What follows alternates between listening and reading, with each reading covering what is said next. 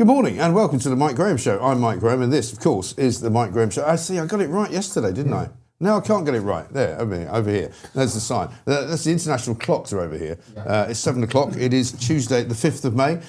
One more sleep until we do our big live show at Shepherd's Bush. And maybe two more sleeps, I guess, until you have to go out and vote for your local council, or if you're in Scotland, your parliamentary local government, the Scottish Parliament, or if you're in Wales, the Senedd, which apparently is how you pronounce it with that's all happening. Russell Quirk is here with us. Very good morning to you, Russell. Morning. Fresh from the wilds of Los Angeles. The fentanyl of Los Angeles. The fentanyl, yeah. Did you pick up any fentanyl while you were there? No, I managed to avoid that. But bumped into a few homeless people, tripped into a few tents on the bridges. But apart from that, Gavin Newsom's doing a great job. Yeah, managed to avoid Harry and Meghan. They were not around. I was going to pop up and go to Montecito and see if they'd had me around for tea. But no, fortunately I ran out of time. Brilliant. Well, we've got so much to talk about this morning.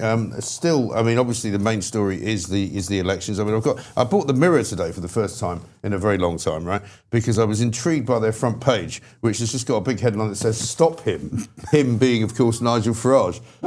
What the Daily Mirror can stop is their circulation going anywhere but down into the gurgler. Because I checked out how much their sale is now, and I used to work for the Daily Mirror many years ago.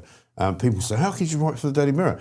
But it wasn't like that then. It wasn't really like that then, and also it didn't really matter what your personal politics were in Fleet Street. You just worked for tabloid newspapers. So, but we had 1 million sales, right? You know where they are now? 135,000. Wow. It's a bit like The Guardian, where that's mostly public sector. Yeah. Do you get councils buying like 500 copies a day?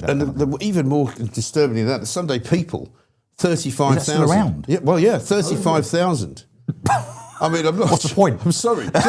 Just don't bother. What is the point? As Calvin McKenzie once said, you'd be better off just sending an individual paper around to each person's house than actually printing it. What a waste of trees. A total waste of trees. Anyway, so here it goes, right? So stop him. It says, our poll reveals the cost of living is the number one voter priority. Military families back Prime Minister over stance on Iran war. No, they don't. Divided nation, we visit the key battlegrounds. And it says, full story, pages 2, 3, 4, 5, 6, 7, 8, 9, 10 and 11. Wow, they're really desperate, aren't they? Hang on, if they're not conflated with the cost of living crisis being Labour's fault? Well, they seem to have missed that one. But they've also centred on this woman who's in a care home in an area near, where is it? Woodlands in Lancashire, right? A reform council area where they apparently were trying to shut down a care home, which it turns out didn't get shut down. Yeah, and there'll be a story behind that. There'll be two sides of that story. Of course there will. But the point is that it's not a story anyway. Resident Dorothy Devereux, 93, said Reform thought the elderly would be an easy target. I hope nobody votes for them. Do you think she really said that, or do you think the Daily Mirror correspondent said, here's what we'd like you to say? Do you mind saying this? This is what we suggest. Yeah. Is this okay? Because it will work really well for the front page. Yeah. And then so inside, betrayed by Reform, another picture of her. But only by her, only as far as she's concerned. Ex-nurse Dorothy in warning to voters. This is pathetic, guys. Listen, I know sometimes you have to do some weird stuff as journalists, but this is awful. This is scraping, isn't it? Right-wing parties bid to shut care home. They didn't shut it down. No. Next spread is tough times. Cost of living is top worry for squeezed voters. Squeezed by? The Labour Party. Labour risks a hammering as Reformer in the lead. Yeah, the Reformer in the lead because of Labour. Because Labour and crap, immigration right? and Next crime spread, and the economy. This is an exclusive by Ross Wynne-Jones. We're fighting back and we will get there. And this is Neil Kinnock saying this. The man who fell in the sea. Yeah, one of the least least Wales successful must Labour keep leaders the ever. faith. Yeah. Well, it looks as though it's neck and neck in Wales. Well, they didn't show any faith in him. No. Did they? And then Nye Bevan's great niece has lost her belief in the Labour Party. Is this really journalism? They're dragging up the ghost of Nye Bevan. Yeah. Wow. Let's go for the next spread. Flags of disunity, right? Local elections, a town at the heart of the power struggle. This is where Kels driving in. This is Great Yarmouth, right? Oh, yeah. East of England finds itself on the front line of battle for national identity. They've got a picture of Nigel Farage, a picture of Rupert Lowe, some England flags. And what do we think is going to happen in Great Yarmouth? It's going to go Reform, believe me. A flag man puts the flags up, and a few days later, a man in balaclava takes them all down. Don't know what that's about. Labour's love lost. Battle to win back. This is basically the Labour Party Gazette. This is like what was that Labour paper they used to put out? Oh, I don't know. Tribune. No, it was Tribune. It was a Labour Party actual newspaper. Yeah. A bit like the Socialist Worker. This is rubbish, right? Yeah. Shall we do it? Yeah, go on, please. Shall we? if ever there was a reason. Shall we? I mean, totally appropriate. I think we did all this the last time you came in. Well, I wonder why. I mean, this is ridiculous. Guys at the Daily Mirror, you should really be ashamed of yourselves. There's a lot better ways of covering an election. How do they write that crap and go into the bathroom and look in the mirror? I know. I mean, honestly. I know, absolutely ridiculous. Anyway, on with the show. We got a poll. Now, this one is particularly a favourite one of ours because there's a story, I don't know if you've seen it, of a man who is in South Africa, a hotelier in South Africa, who's been found dead inside a crocodile. No, right. How did I miss that? Oh no, it's a little bit on the front page of the Telegraph. So let's have the poll, shall we? The Titan submersible. Oh, and also the Titan submersible woman. There's a picture of the Titan submersible woman, who's the wife, or the widow rather, of the guy who died. And down there's a story about her, which I've got here, which Pooch really likes. Where are we? Yeah. So here's the poll. Where would you least like to be found inside? A crocodile. B, the Green Party HQ. C, the Titan submersible. Or D, Keir Starmer. Which is winning. Which is winning, obviously. I mean, the only thing he ever wins is the polls on our show. Yeah. Right? And completely, it's the only thing he ever wins. Completely unrelated, the Ukrainian rent boy trial is ongoing as we speak. Totally unrelated. Yeah, totally unrelated. And in fact, it was covered last week. There was a really weird story about some sort of strange Russian figure who seems to be paying these guys to target sort of famous people. Yeah, but also some kind of myth around there being some regulations and restrictions on press, which of course does not apply. No, it doesn't. There are no press restrictions. No, because there was a page lead in the Mail last week twice, and there was the same in the Sun. Yeah. It's being covered. Yeah. It's just a very curious story. Yeah. And nobody can work it out. But they haven't given evidence yet, and presumably because they've pled not guilty, they will be asked to do so. I presume they will appear. That's going to be box office, I would imagine. I would imagine so, yeah. But I mean, certainly from the first sort of knockings of the trial, if you'll pardon the expression, it looks as though these are random characters who have been asked to randomly attack other random characters. Yeah. I mean, that's what it looks like. The big question is why. But yeah, it's a very strange one. Very strange Arsenal one. fans are going to thank you as well. Yeah, Arsenal fans have to say thanks to me as well, because I said to them last week that they should keep Keir Starmer away from Arsenal. Right, and they should keep him out of the country in order so that Arsenal can win again. Because every time he goes to watch them, they lose, and they lost a 12-point lead, and they looked like they were going to lose the Premier League title to Manchester City. Armenia. But he goes to Armenia, right, and he stayed away. So Arsenal won at the weekend, and last night Manchester City almost lost but drew. Yeah. So it now looks as if Arsenal could in fact win the league, because they must have been listening to me, because they kept him away. So there's a headline, I think on the front page of the Telegraph, which actually says, keep Starmer out of the way because he's toxic. Yeah, but the other thing that he's been kept away from is everyone that's campaigning for Labour in the local elections. Yeah. So apparently he's that toxic. Oh yeah, he's not on leaflets. Near. He's not been out campaigning. He's not on the streets. I mean, obviously he's not a man that's very popular on the streets. So perhaps that's a reason too. Well, the big question is, what are they going to do for the next couple of days? Because he can't stay in Armenia for 2 days. They'll have to send him somewhere else, won't they? Yeah, they will. Yes. I mean, it is that bad. Coventry. It really is that bad. I mean, toxic Starmer, this is it in the Telegraph. Keir Starmer has been kept away from the local election campaign trail over his toxic image. The Prime Minister is playing a limited role, very limited role, in Labour's attempts to get out the vote, taking part in fewer than a dozen visits since the beginning of March. Yeah. Because it looks as though they're going to lose 2,000 seats. 2,000 seats. That's the projection, right? Yeah. It will be the worst vote share in any local elections in Labour history. And you've been out sort of on the campaign trail, haven't you? I have. How is it out there?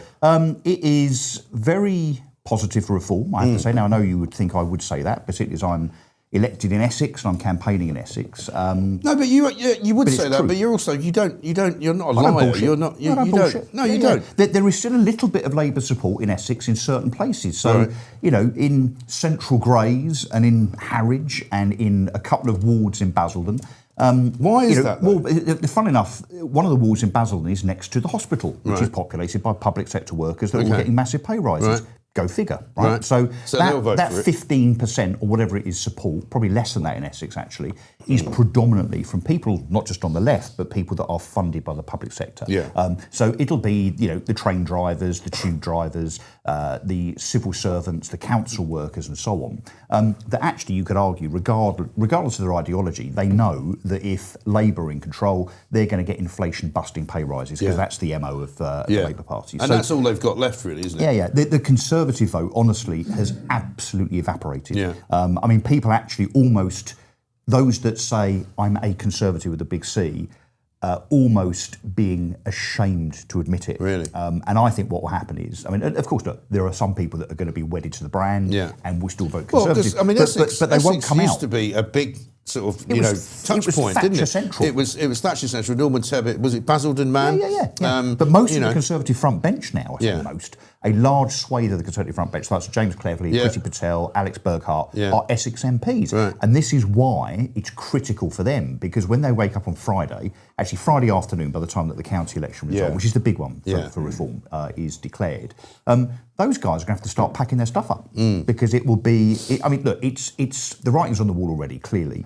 There is also, funnily enough, a little bit of arrogance around the Conservative politicians in Essex, the ones that I deal with in Brentwood and Essex County Council particularly, where they actually still believe that they're entitled to the Essex vote because they're the Conservative Party. And look, they are going to be a bit upset. It's like they believe that they're entitled to be called the opposition because they've got the biggest number of MPs, on the other side of the Parliament. However, the fact is they don't seem to get it. And I noticed this even, last year after they'd lost. They were pretending that they'd learned their lesson, but they really haven't. Well, they haven't. No one's apologised. Right. No one has said, these are the 10 things that we did wrong under Theresa May, Boris Johnson and Rishi Sunak. No one in the Conservative Party has done that. What they have done is to quietly change their policy and lurch to the right, particularly when it comes to things like immigration, deportation, and so on.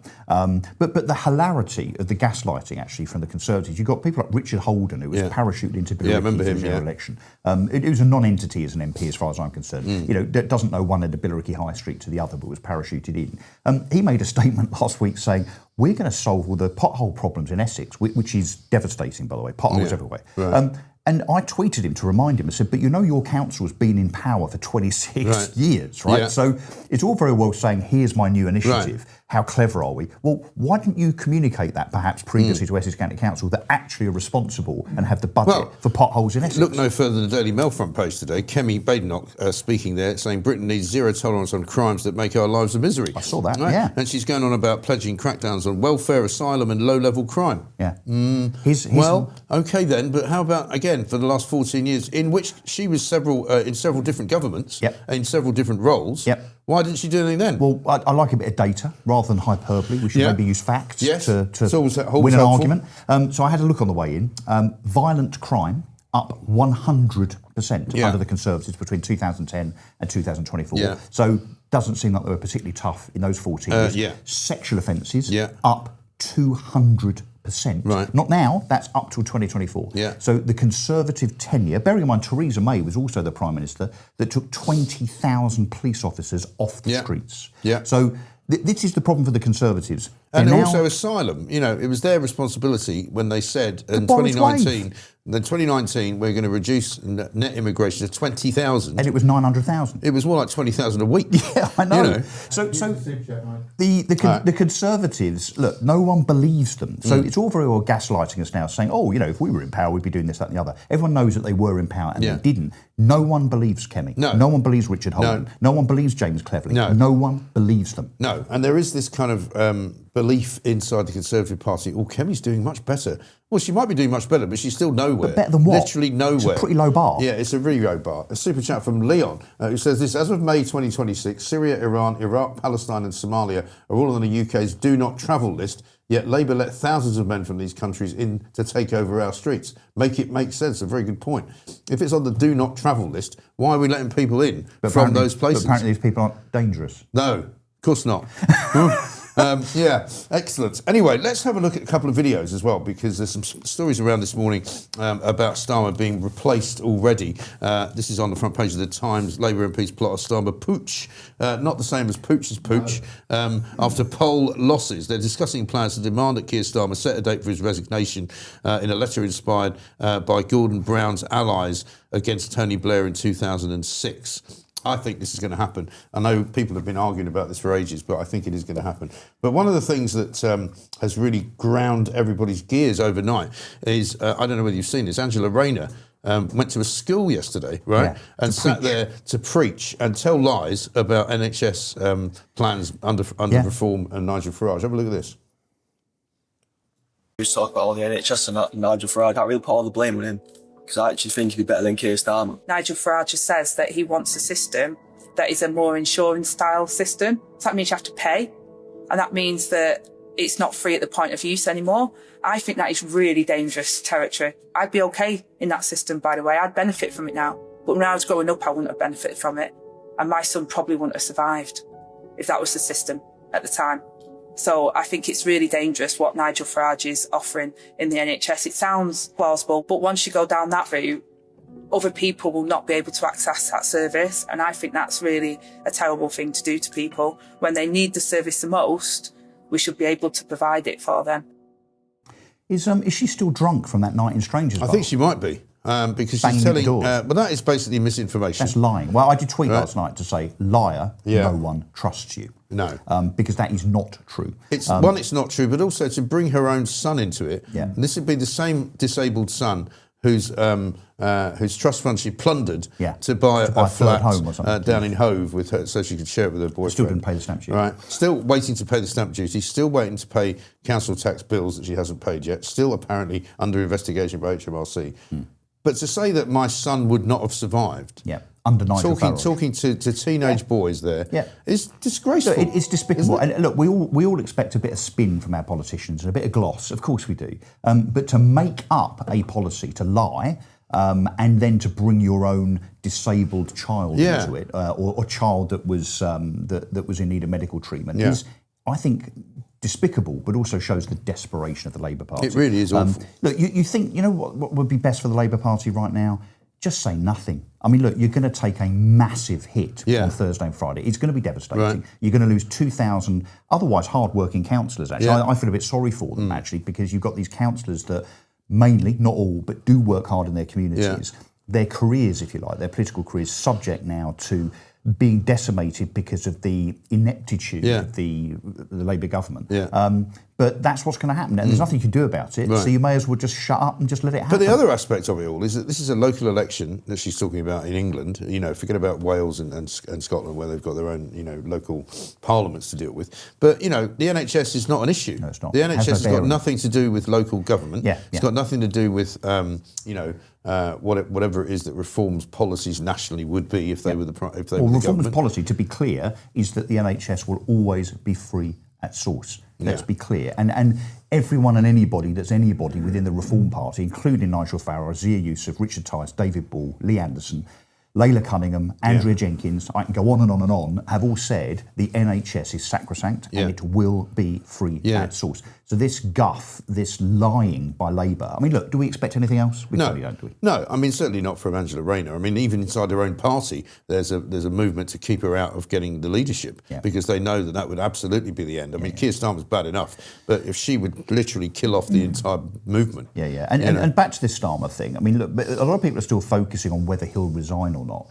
Apparently, Angela Rayner and Wes Streeting both have enough, I think it's 81 MPs, with that being enough to force a vote of no confidence in Keir Starmer. So he won't have any choice in it. If there are 81 MPs that stand up and say, OK, you know, it's like in the Conservative Party, it's the 1922 letters, isn't it? 1922 committee letters. It's the equivalent of that. He'll have no choice. He'll face a vote of no confidence. I guess he can go for it and try and win it. As Dan Hodges continually says now, all of this nonsense about keeping him in for a few more weeks or a few more months is all nonsense because everybody knows he's gone. Well, everybody knows he's gone. So to me now, if I was a Labour Party strategist, I'm just going to shudder for a second. If I was a Labour Party strategist, I'd be saying, OK, he's going, but the question now is the timing. Yeah. Right? So the timing is, do you make sure he goes on Monday the 11th because he can then take the blame for the election losses, or do you keep him on board? If you keep him on board, then effectively all of the Labour MPs, all the Labour activists are really saying that they support him despite the fact that 2,000 councillors have just lost their seats. Yes, except they don't support him, and that's the point, and that's why the pressure is going to come,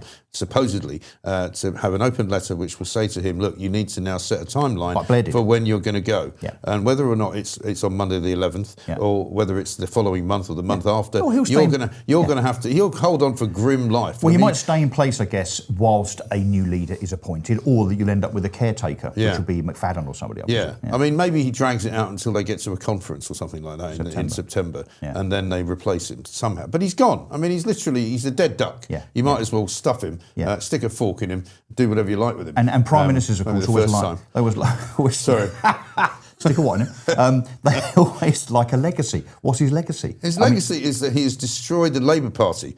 That's basically what he's done. Well, that's great. And he's I'm all for completely that. killed it off. I'm all for that. He's so useless, right? Well, he should. How about this? From Fire Up the Quattro. Wasn't Angela Rayner's son made disabled during a bungled NHS delivery, hence her suing the NHS on his behalf, hence the trust fund she raided for the Hove flat? I think that's all correct. Hang on, that's a very good point. That's all correct. But also, when you sue the NHS, you're not suing the NHS, you're suing the taxpayer. Yes. Because it's the taxpayer that puts the money into the NHS. Exactly. So Angela Rayner effectively, So she's plus the legal fees. She's had several bites of the cherry here. So she's sued the NHS. She's got a load of money.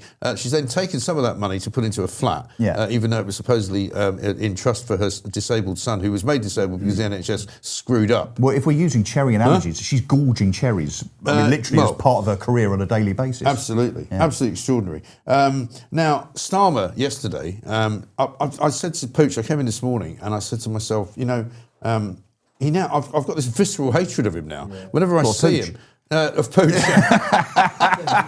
Why? What's he done? Because I've been, well, we actually said today. Division mixing isn't that bad. We said today, isn't it amazing that here we are, just a few months ago, we were sitting in his house, putting together a couple of sort of interviews. You were involved in our very first ever sojourn into the independent sphere. And now look where we are. We're about to do this massive show tomorrow night at the Shepherd's Empire. So we're at nearly 20 million views now. We're about to hit 20 million views, I would say probably this time next week. We've got 158,000 subscribers. We're about to launch the new channel, which you're going to be a big part of. It's fantastic. I can't quite believe it. Look, really. it's more than fantastic. Yeah. Look, as startups go, I mean, it's rather impressive to say the least, I think. And look, fair play to the viewers, I think. Thanks to all of you that have been so watching, loyal and stuck with you. And actually, and I've said this before, I'll say it again, what I love is that they love the occasional glitch. Yes. And, I remember sitting there in a hotel room in LA waiting to come on live last week, and there was an empty chair, and I could hear your voice, and I'm thinking, hang on, where's Mike? Is this a trick? Is this a test? And I can see on YouTube in the comments that the audience love it. They love the gritty rawness of it because you know what? It's real, it's authentic. You're not censored. You're not told what to say. There's no Ofcom. And that, apart from your sparkling personality, of course, and Pooch's technical skills and so on. And the great guests. And Charlotte behind the scenes, obviously, should get a mention because she's the real brains behind all this, by the way. Is. I mean, look, it's with such a small team, it's impressive, but it's a team thing, including the audience. Yeah, it is, absolutely right. Just let the cat out of the bag, I think, Mike. What's that? There you go. Hooray, the Quirk Show on UK Live. Yeah, well, listen, it's possible. We can't confirm anything at this juncture. Well, thumbs up if you want that. Obviously, talk to the HR department. Yeah, who wants it? Well, who wants it? Mate, like the show today, right? We're 1.2 thousand. Let's get it to 5,000. We'll give Russell a show. What do you think? Should we do that? Yeah. What if it gets to 4,900? Am I out? Yeah, you're gone. it's a brutal world, Wow. How about this from Pedantic Lady? I think this is coming from Substack. People have said, can we read out some of the Substack messages? Yeah. Last time I was at the Shepherd's Empire was to see the original UK version of Jukebox Jury live, hosted by David Jacobs. We saw two shows. The first went out live on the BBC. The second one was recorded, went out the following week. I'm afraid this provides a clue as to why I won't be attending your live show, but good luck with it. I'm sure it'll be great fun. Was that because she's 125 years old? I imagine so, yeah. I remember Jukebox Jury. I don't know when it was coming out, but I guess it was 60s, wasn't it? Yeah. I mean, it was quite remarkable. Let's have another couple of clips, though, because here's another one, right, which I think has really set the cat amongst the pigeons, but a brilliant piece of political, what would be, say, invention, I suppose, by Reform, which was the announcement they made yesterday about basically, if you want to vote Green, that's fine, but when we get into power as Reform, we will put a load of asylum detention centres in your constituency, because clearly that's what you want. Here's Zia Yusuf. This is Zach Polanski, aka the Breast Whisperer. We came to you and said, can you make my breast bigger through hypnotherapy? And you said, yes. But mind over mammary is just one of Zach's many mad ideas. As illegal migrants continue to turn up on our shores, Zach and his Green Party say they want Britain to have no borders at all. Now, it's clear that the failed uni-party era is over, and there is a battle for the soul of our country between Reform and the Greens. That's why today we announce an important new policy. In order to deport all illegal migrants in Britain, we're going to need to detain tens of thousands at a time. Migrants will not be able to leave these detention centres, and each will be held there for a couple of weeks before being deported. So here's our promise. A Reform government will not put any migrant detention centres in any constituency with a Reform MP. We will not put them where Reform controls the council. And of the remaining areas, we will prioritise Green parliamentary constituencies and Green-controlled councils to put those migrant detention centres. That means areas like right here in Brighton. Put simply, if you vote in a Reform council or a Reform MP, we guarantee you will not have a migrant detention centre near you. However, if you vote Green, there's a very good chance that you will. This way, everyone gets what they vote for. Visit votegreen.getillegals.com. Britain is broken. Britain needs reform.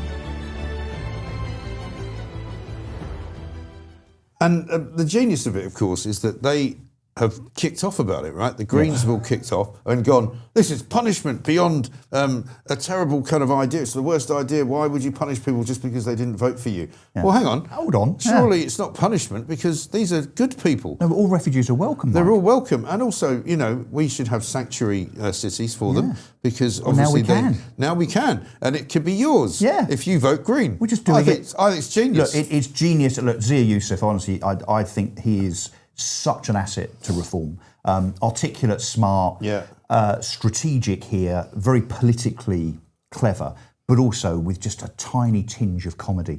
I mean, honestly, that's very funny, isn't it? It is very funny. Yeah. Mind over memories. But you know what? I can tell you, across Essex and Kent, you know, the kind of Reform heartlands, you know, voters as well as the politicians are just going to be nodding their heads, going, "Do you know what? This makes absolute perfect sense, doesn't it?" You know, if you don't want migrants, full stop, but you certainly don't want them in HMOs and, you know, at Wethersfield near Braintree in Essex, if you don't want them in camps, if you don't want them in brand new homes that councils have bought and given to. I mean, they're still presumably in Epping, aren't they? In the Bell Hotel. Yes, I think they're in and out because there's all sorts of legal action that's still, I think, ongoing. So,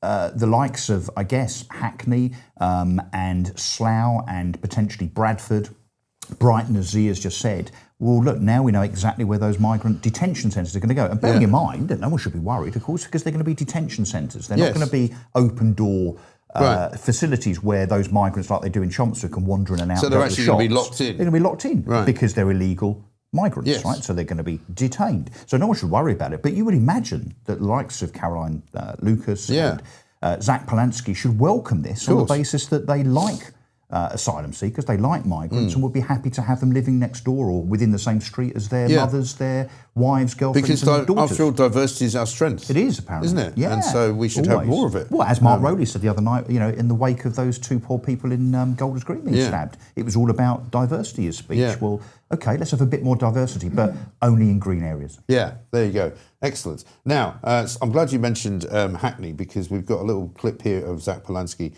introducing his mayor, who is, I think his name is Zoe. Your tweet made me roll up, by the way. The Star Trek one. Because she looks like she's in Star Trek, right? Have a look at this. Check it out. Have you got it? Sorry. This was very... What's your 30-second pitch to voters? We know that the council's not working for lots of people in lots of ways, like it's too expensive to live here, people aren't getting their housing repairs fixed, their children are being excluded and not getting the support they need with SEND provision, and we know that this Labour council's not standing up to the Labour government. I'm ready to lead. I've got 10 years working in local authorities, we've got an amazing team ready to deliver in Hackney.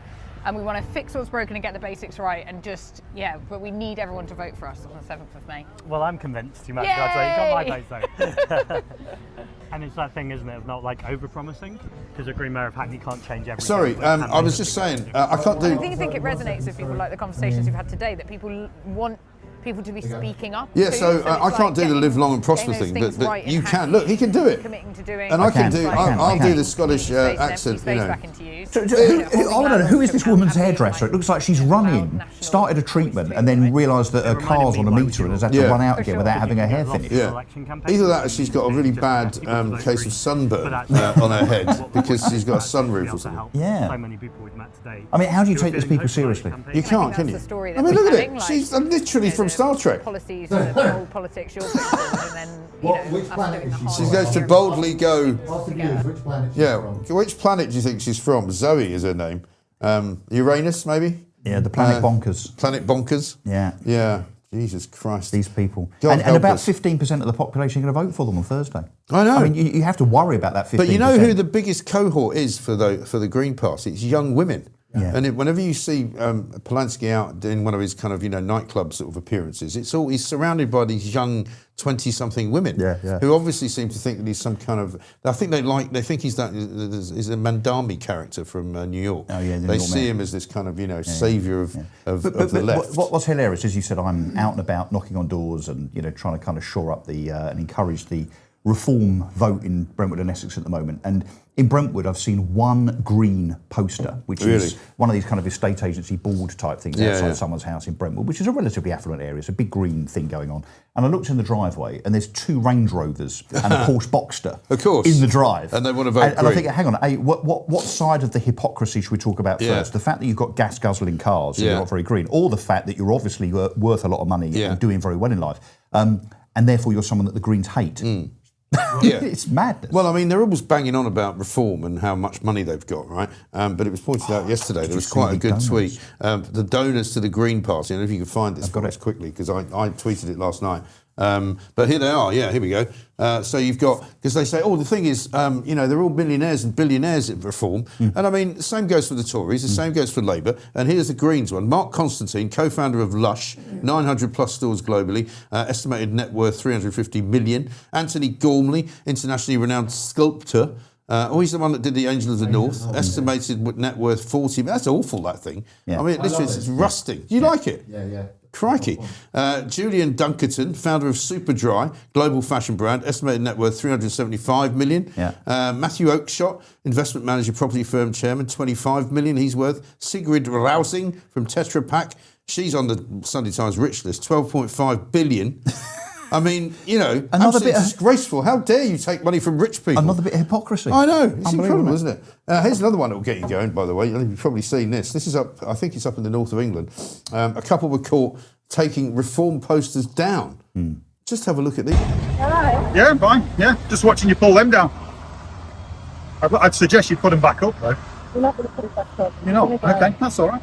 Okay, good luck. It's okay. You don't need to say good luck. You need to remove your ladder. It's against the law. It's not. Yes, it is against the law. To remove electoral posters is against the law. We're not removing them all.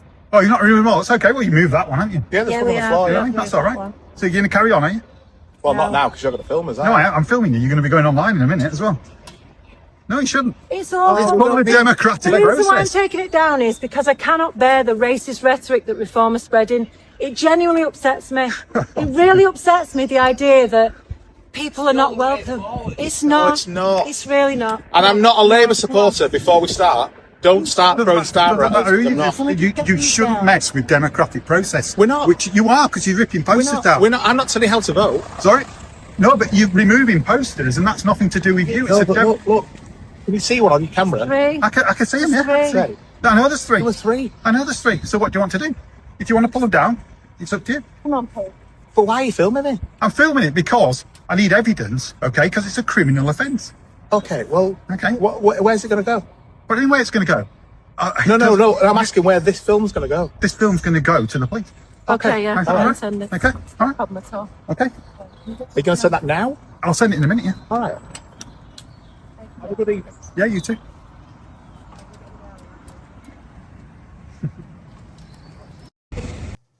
Dear me, can you imagine being those two? Well, the remake of Little Britain looks good. As you say, it looks a bit like Catherine Tate, Mr. and Mrs. Thick Bastards.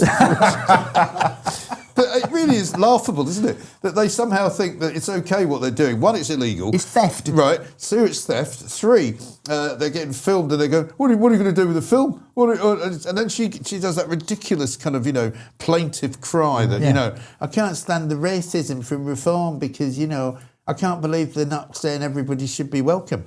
Well, good luck when somebody's running down the street with a machete about to stab you with it, or somebody's pinning you down and raping you, because then you might be slightly of a different opinion. I mean, people are absolutely insane. They are deranged. What is wrong with them? Yeah. What else can we do? Let's show you. Should we show you a bit of Sam Smith just to cheer everybody up? Sam Smith, of course, who doesn't like to be called he or him, likes to be called they. I don't call him they. I just call him an idiot. He's borrowed Donald McLeod's outfit and gone to the Met Gala in New York. Have a look at this.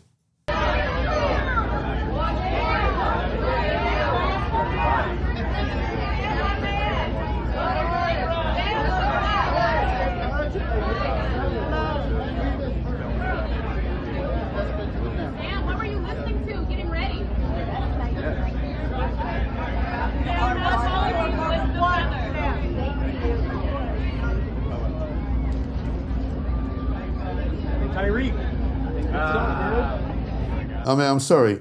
It just looks like a total and utter prat. He looks like a fat peacock in mourning. He does. Yeah.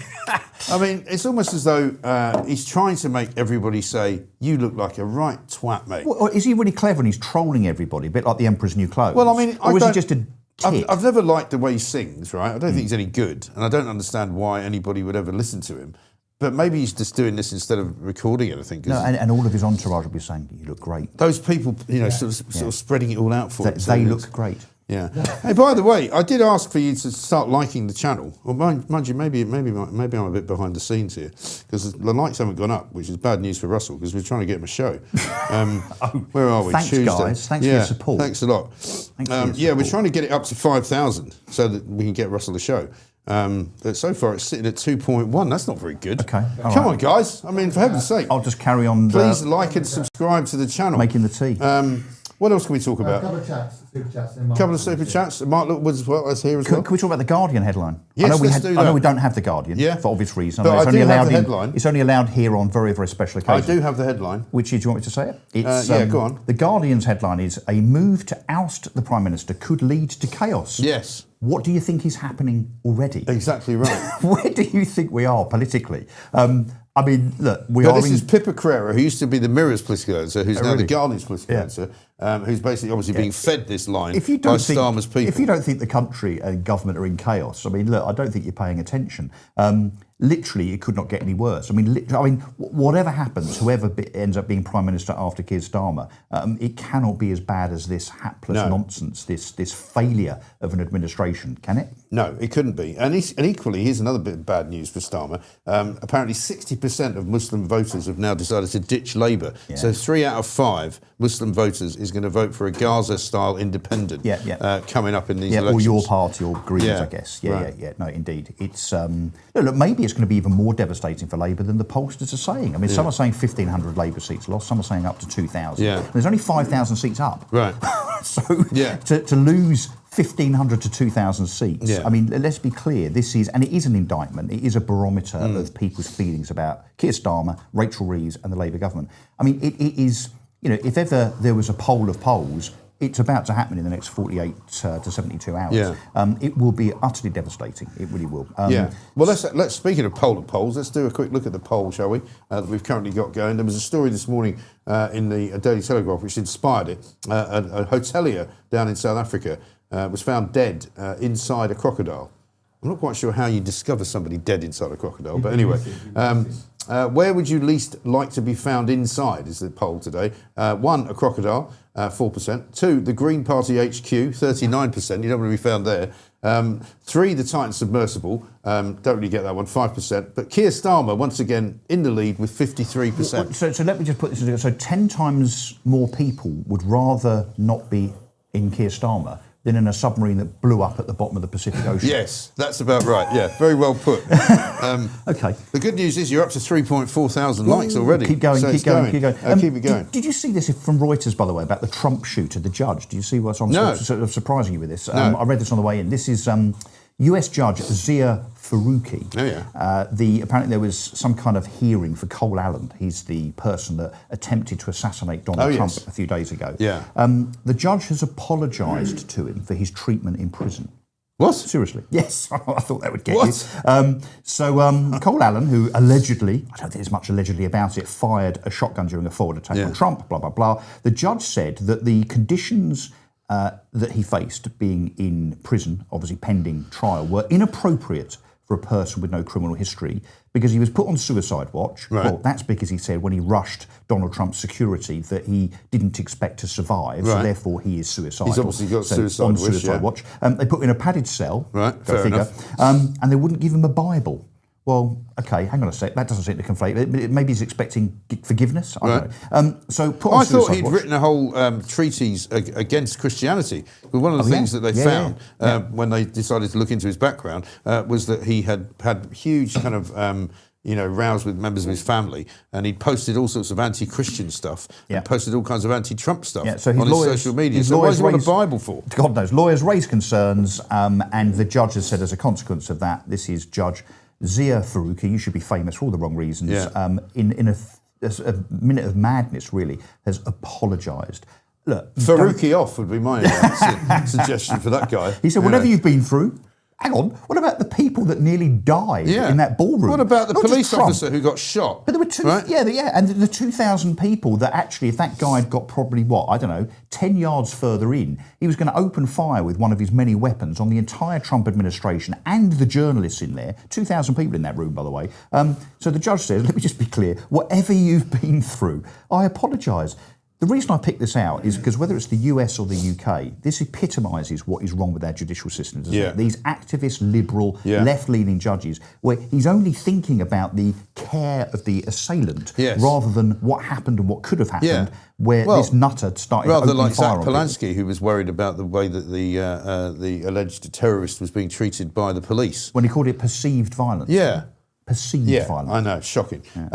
I'm going to do a couple of super chats in a second. This is good, though, from Lord Viking, an alternative poll for us. Where would you like Starmer to be? 1, number 10, 2, hell, 3, bottom of the sea, or 4, jail? 4. I mean, 4, probably. Couple of super chats, perhaps, before we go to Mark Littlewood. We've got all sorts of good ones coming in. This from Sexy. Zia plays 3D chess with the left and spanks their bottoms. Brilliant. He really does. He runs rings around them, doesn't he? That's another way of saying it. Peace Planet says this. It's just a super chat for a couple of quid. Thank you very much indeed. Very kind. Miss Malaprop, whistle while you quirk. Very good. I see what we did there. 3.7 thousand now. Keep it coming. John has sent us a super chat. Thank you very much indeed. 07973. That sounds like the start of a phone number to me. Is it? Yeah. Oh God, I thought it was LBC's actually. But I don't want to mention them. Don't want to mention them. A couple of other stories to talk to Mark Littlewood about, and Russell, do stay with us because we're going to be seeking your guidance on a couple of things. Rachel Reeves' mansion tax will apparently cost the Treasury 350 million quid. Saw that. So it's kind of a tax in reverse. She's quite genius, isn't she? It's a bit like VAT on private school fees. She's brilliant. They close out of schools. And also, according to the Telegraph today, 2 pubs are closing every day since Rachel Reeves introduced her new... and all the companies going bust every day now. A major company is going bust. Thousands of people losing their jobs. Spas, hotel and leisure chains, retail. I know, unbelievable. Let's say hello to Mark Littlewood, who is, of course, from Popular Conservatism. Mark, a very good morning to you. Welcome. Morning, Mike. Happy Tuesday. A very happy Tuesday to you. We are in the end times for Keir Starmer. I know you and I have been talking about this for quite a long time, but it really does look as though the Labour, the herd, as they call it, is beginning to move against him, doesn't it? Yes, I think that's right, Mike. I mean, it is a bit like one of those ghastly sort of Hollywood B movies where you keep thinking the baddie's been killed, but they keep re-emerging, right? So it's like over and over again, you've got to put the stake back in the heart. But I think we're reaching the true finale now. I would say this, though. I mean, I've been reading all of the newspapers I can with all of this sort of gossip about, what's Ed Miliband thinking, what's Team Rayner thinking, what's Team Streeting thinking. Has Team Burnham got someone who will fall on their sword to trigger a by-election so he can get back into Parliament? But I don't think there's any coordinated effort here, in the sense that I don't think there's going to be a united delegation that goes in to see Keir Starmer on... probably in 6 days' time, I guess. It'll be next Monday morning when all the results are in. I think it's just going to be a massive pile-on from all sorts of directions. So it's not going to be a kind of clean takeout of the Prime Minister. It's going to be carnage in the wake of what you and Russell have been discussing, which looks like we could face on Thursday the worst ever set of results for any incumbent government in Britain since democracy began.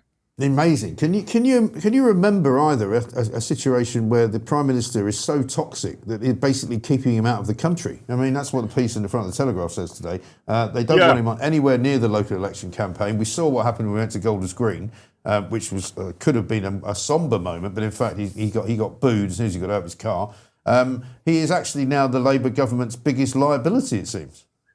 Yeah, I mean, I heard a cheeky rumour, Mike, that Labour HQ were crunching the numbers and trying to work out where in the 136 local councils in England and in Wales and Scotland, right across the piece, where would Keir Starmer go down best on the campaign trail? And they alighted on the answer of Armenia. So off he went to Armenia, which is the only place they could possibly think of where he'll get something approaching a warm reception. But where he meets Zelensky, starts talking about lending more money or giving more money to Ukraine when we haven't got any. I mean, only yesterday in the Times we had a story saying that we haven't got enough money to buy any weapons until at least 2030. So if there is actually any kind of a war coming our way in the next 4 years, sorry, we haven't got any guns. We'll just have to put some broomsticks out like Ursula von der Leyen had the Germans do. And then he starts promising £1 billion a year to be given to the European Union because it's in the greatest interest of Britain. And you just think, how deluded are you, mate? Yeah, it's not just the delusion, Mike. It's the way that the Prime Minister's behaving. You would think that the UK government was absolutely awash with cash and desperately looking for some sort of good deeds to spend it on. Oh, what? The EU wants £1 billion. OK, that's no problem. We've got this absolutely massive pile of cash on the table. How shall we dispense it? But of course, the truth is that the public accounts are dripping red. The public finances are in an absolutely dreadful state, made ever worse. You were just referencing earlier the potential shortfall of this kind of reverse tax on expensive homes. Their tendency to dial up tax is making the entire system worse. They've got this incredibly naive view that if you need to garner more money in so you can hand it out to Ukraine or give it to the EU to rejoin the single market, all you need to do is to dial up a tax here or a tax there, whether it's on property.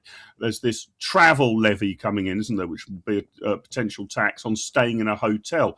However, the problem is this, that we are now so heavily taxed that if you dial up tax in any area much further, you start to dampen economic activity. You know, people stop going to hotels. People, the property market freezes. So you're actually in this bizarre situation where they'll dial up the tax rate, but see less revenue coming into the Treasury, making our entire system in the public accounts even worse. We are now drowning in debt. I'm all for, trying to repel Putin from the Ukraine. I want good relations with the European Union, but I don't want them to take charge of our regulatory handbook or get any of their hands on what's left of our money. But we're going in exactly the opposite direction. And we're going to see a political earthquake this Thursday, although it will take 2 or 3 days, I think, for all of the results to come in. But if we are heading for an immediately new government, by which I mean a new Labour government that Starmer is ousted, someone has got to get to grip with the public finances. We cannot keep spending like this and taxing the economy to death. We are getting the worst of both worlds, and it's exacerbating what's already a desperate situation. And Mike, if you keep spending money like there's no tomorrow, eventually there won't be. Yeah, well, exactly right. And you certainly won't be able to afford to get to the day after tomorrow. And what about this nonsense that the markets supposedly don't want Rachel Reeves to leave because it will be too chaotic and it will crash the gilts and all the rest of it? I mean, I'm not really buying that. I think that's a bit of spin coming out of the Treasury, isn't it? Well, I don't know. I'm going to take slight issue with what yourself and Russell were saying earlier, that sort of things are really bad and they can't get worse. I've got bad news for you. I think things are really bad and they can get worse, right? That's the uncomfortable position we're in. I'm not sure that of any of the changes in government that are being trailed, not just about who the next Prime Minister might be, but what the team might look like. We're going to double down on the absolute stupidity and insanity that we've already been witnessing. Now, far be it from me to suggest that Starmer and Reeves have done a great job as a dynamic duo. They haven't. This has been an appalling Prime Minister-Chancellor double act. But can you imagine, let's just say, for sake of argument, Andy Burnham as Prime Minister and Ed Miliband as Chancellor? We will depart so far from reality that I think there could well be a run on the markets. That actually Keir Starmer and Rachel Reeves, for all of their zillions of faults, have done something, a little tiny thing, to hold back the left-wing maniac tide that most Labour backbenchers want. Well, the floodgates, I think, will be open under almost any credible candidate who might emerge as the new Prime Minister in the next few weeks. So there's my really bad news to chew up in the morning. Funnily enough, we are going to get worse. But that's been my theory since the summer of 2024, when I said that these guys are going to be so useless at running the economy that they will crash it, and we will eventually have to have a general election, which is what I would hope IMF could happen. Yeah, like totally. 1976. But apparently, I mean, I remember speaking to Liam. It was Liam Halligan, wasn't it? No, it was Mark. Was it Mark? Was it you that said that if we went to the IMF now, we actually wouldn't have the money to bail ourselves out, because they haven't got enough of it. Yeah. Simple as that. But also Russell was talking, I want to talk to you about the Tories too, because on front page of the Mail today, Kemi Badenoch's kind of doing her best to say that what we need now is a Tory government to get tough on crime and get tough on the causes of crime and low-level crime and welfare and asylum and all the rest of the things that they screwed up for 14 years. Russell's been out campaigning in Essex.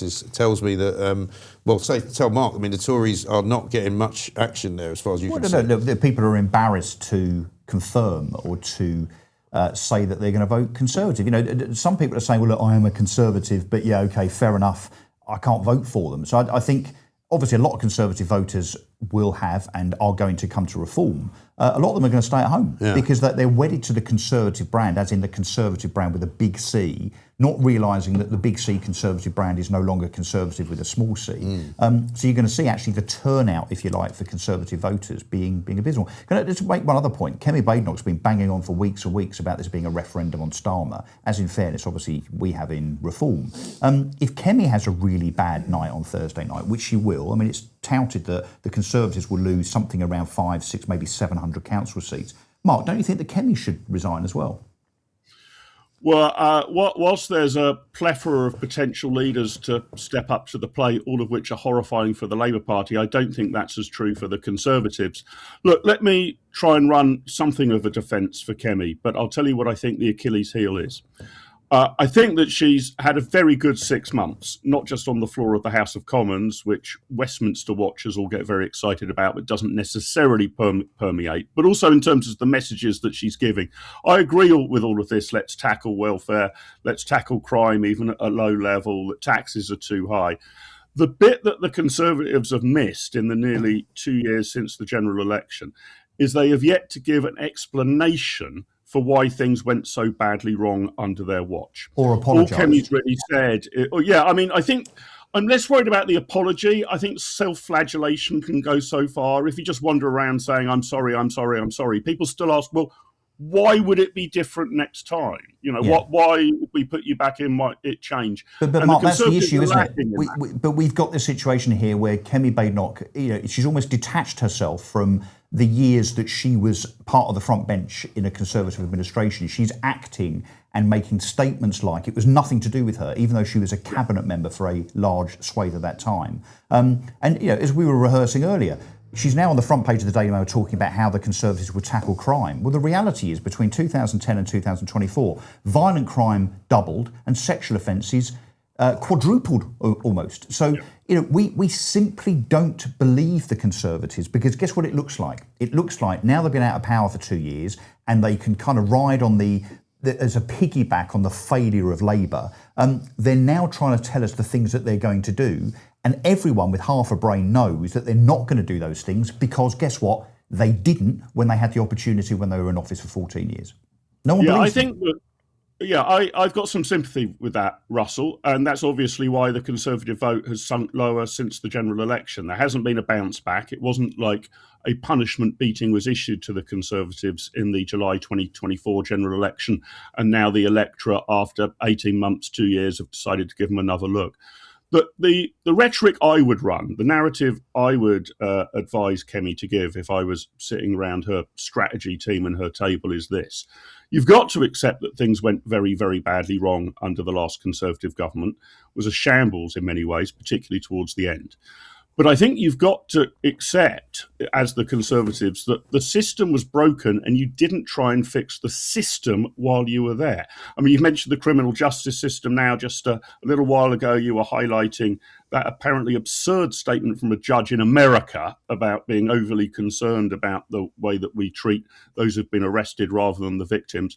If Kemi came out and said, this is what we did wrong in office, we kept all of the leftist machinery that was built basically by Blair Brown and others from 1997 onwards. And we kind of thought we could steer a train in a Conservative direction, that we didn't need to overhaul the machinery of government, that we thought we could steer it. And you can't Mark, steer a train. Can I just interject? Sorry, it's not just that they didn't reverse the Blair machinery and the civil service, the blob and so on. What about the people within the Conservative Party? Because if you keep within the Conservative Party in a very, very vocal way, the likes of Gavin Barwell and Amber Rudd and Andy Street and so on, that are leftists, basically. They've gone off and found that weird party, haven't they? Which has gone nowhere, right? So if I was Kemi Badenoch, I would be asking members of the party, particularly those at a high level, whether they're elected or were elected or whatever, those that seek to be spokespeople, I would be testing their true Conservative principles, their credentials, because Gavin Barwell and Jeremy Hunt and Dominic Grieve and Amber Rudd and Andy Street and so on and so on and so on, they are not Conservatives. And the problem for Kemi Badenoch is that she continues to keep those people not just in the Conservative Party, but as front runners, as spokespeople.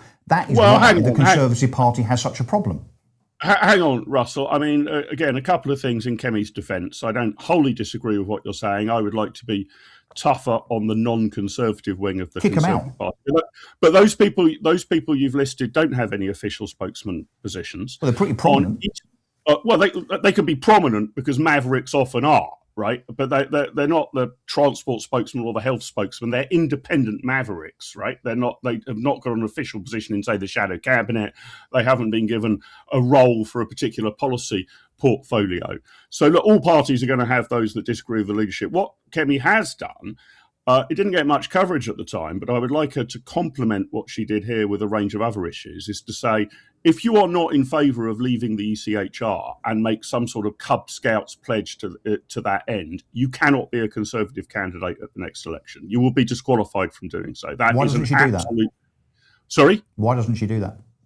She has done that. She has done that on ECHR. You will have to support the Conservative policy of leaving ECHR, or you cannot run as a Conservative candidate. You could be a rank and file member of the party, you can campaign against it, but you cannot run for Parliament. What about those that campaigned for and voted for Remain in the Brexit referendum?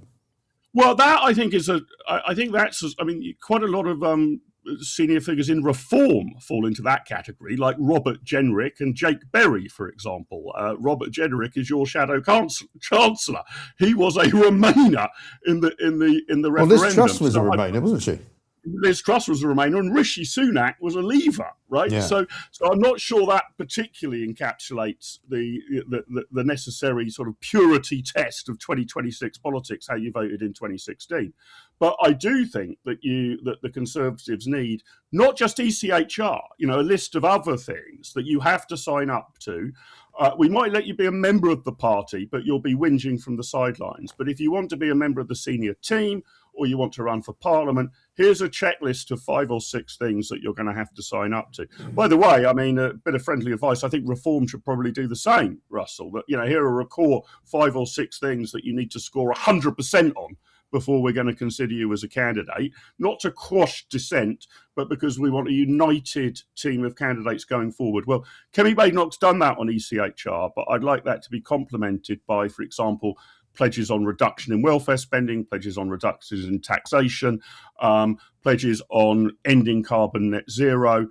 So further, faster and a bit louder in what she's doing, but crucially to accept. And this, I know this is a bit of a vague thing to say, you can't properly define it, but the reason that Reform and the Greens will do so well on Thursday is, although they are completely different parties at opposite ends of the spectrum, they both share the analysis that Britain is broken, that the entire system of government in Britain is failing and needs to be changed. Now, I'm much more sympathetic with Reform's programme for change than the Greens' idea that what we need is a dose of communism and Zach Polanski to stare at your chest to make it bigger. But nevertheless, both parties are saying the whole system is broken. And those are the parties that are gaining electorally. I think that the Conservatives have been way too timid in addressing this. Oh, it's not broken, it's sort of got a few problems on the edges. It needs a new lick of paint. No, the foundations need to be completely rebuilt of this country. And I think unless the Conservatives, and indeed I'd say the other legacy parties, the Liberal Democrats or Labour, get into that space, and you can do it from a left-wing perspective or a right-of-centre perspective, but unless you're agreeing with the electorate that the country and the system of government is fundamentally broken, I don't think you're going to get much of a hearing. And that's the reason that Reform, and to a lesser extent, the Greens are doing so well. They've gone into that space. Yeah, and I think the end result as well for the Tories, as it may well be for Labour this weekend, if you like, whether it's an existential defeat for them, which means that it's the beginning of the end, is the front page of the Sun today. 200,000 illegal migrants have come to this country since 8 years ago. And of course, whether you like it or not, the great bulk of them came under Conservative government. If the Labour Party stays in power for another 2 or 3 years, obviously, it will be probably double that. But the bottom line is people look at that number and go, 200,000 people, of whom 7,600 have been deported. Most of them came under the Tories. Yeah, that's exactly right. The Boris wave was a disaster. I could reach for a bit of mitigation that, we had some short-term drops in the labour market, but that should have just been a short-term workforce coming in. It should never have been on this scale. And to put it into an historical context, more people have moved to these islands since 1997 than moved to these islands between 1066 and 1997, right? Yeah. So the influx of people in the last 25, 30 years is absolutely out of the ballpark numerically. Again, you could argue that the Conservatives should go around and sort of self-flagellate about that. Oh, we're terribly sorry. You might argue that those who are involved in it shouldn't have frontline positions. But I think what you've got to get across is how are we going to fix it? Okay, so how are we going to stop these people coming in? What are we going to do? Remove those who are here who we don't think should be here. You've got to have a very, very clear plan there. And leaving ECHR is a necessity in executing any such plan. If you don't leave ECHR, and by the way, certain parts of the Refugee Convention, you're not going to be able to implement anything because your entire policy will be in the hands of lefty lawyers and liberal-leaning judges, very likely. So you've got to leave ECHR, but that's nowhere near enough. You need to be explaining how Border Force are going to be detaining these people, how quickly they're going to be deported, where are you going to move them to if you can't actually return them to their country of origin. An awful lot of thinking needs to be got into that. But yeah, if the Conservatives can't recover their position on immigration, their electoral position is going to be extraordinarily difficult. And there's no doubt they're going to have the party's going to have a very, very difficult night on Thursday. It will be somewhat cloaked by the fact that it's Armageddon for Starmer. But nevertheless, I don't think the results are going to be particularly positive for the Conservatives. No, I think so. Mark, we've got to run. Thank you very much indeed. Good to see you. Good to talk to you. We'll talk to you, I'm sure, after the results come in on Friday. They'll start drifting in, as you said, in the morning, but probably the bigger one's not until sort of Friday afternoon. But we will get to that. Do you want to do news now, or do we go? Sorry?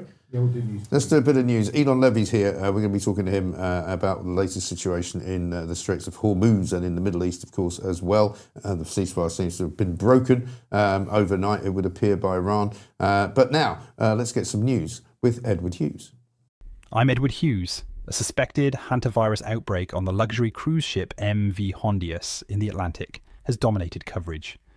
3 passengers, a Dutch couple and a German, have died, with 2 confirmed cases and others suspected.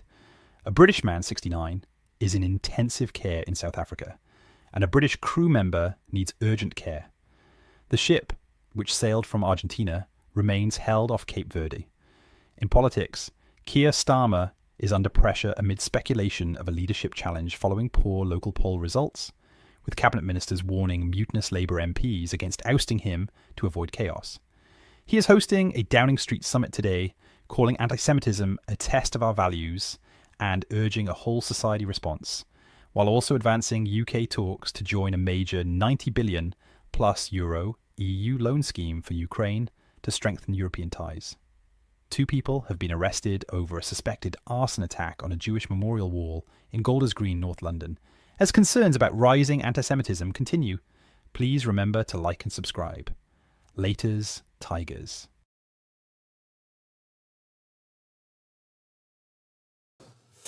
Thank you very much indeed. Edward Hughes there with the news. Without further ado, Russell Quirk is still here. You got you up to 4.5k, by the way, so it just needs to get another 500,000. Elon Levy is here, though, talking to us from Israel. Elon, very good morning to you.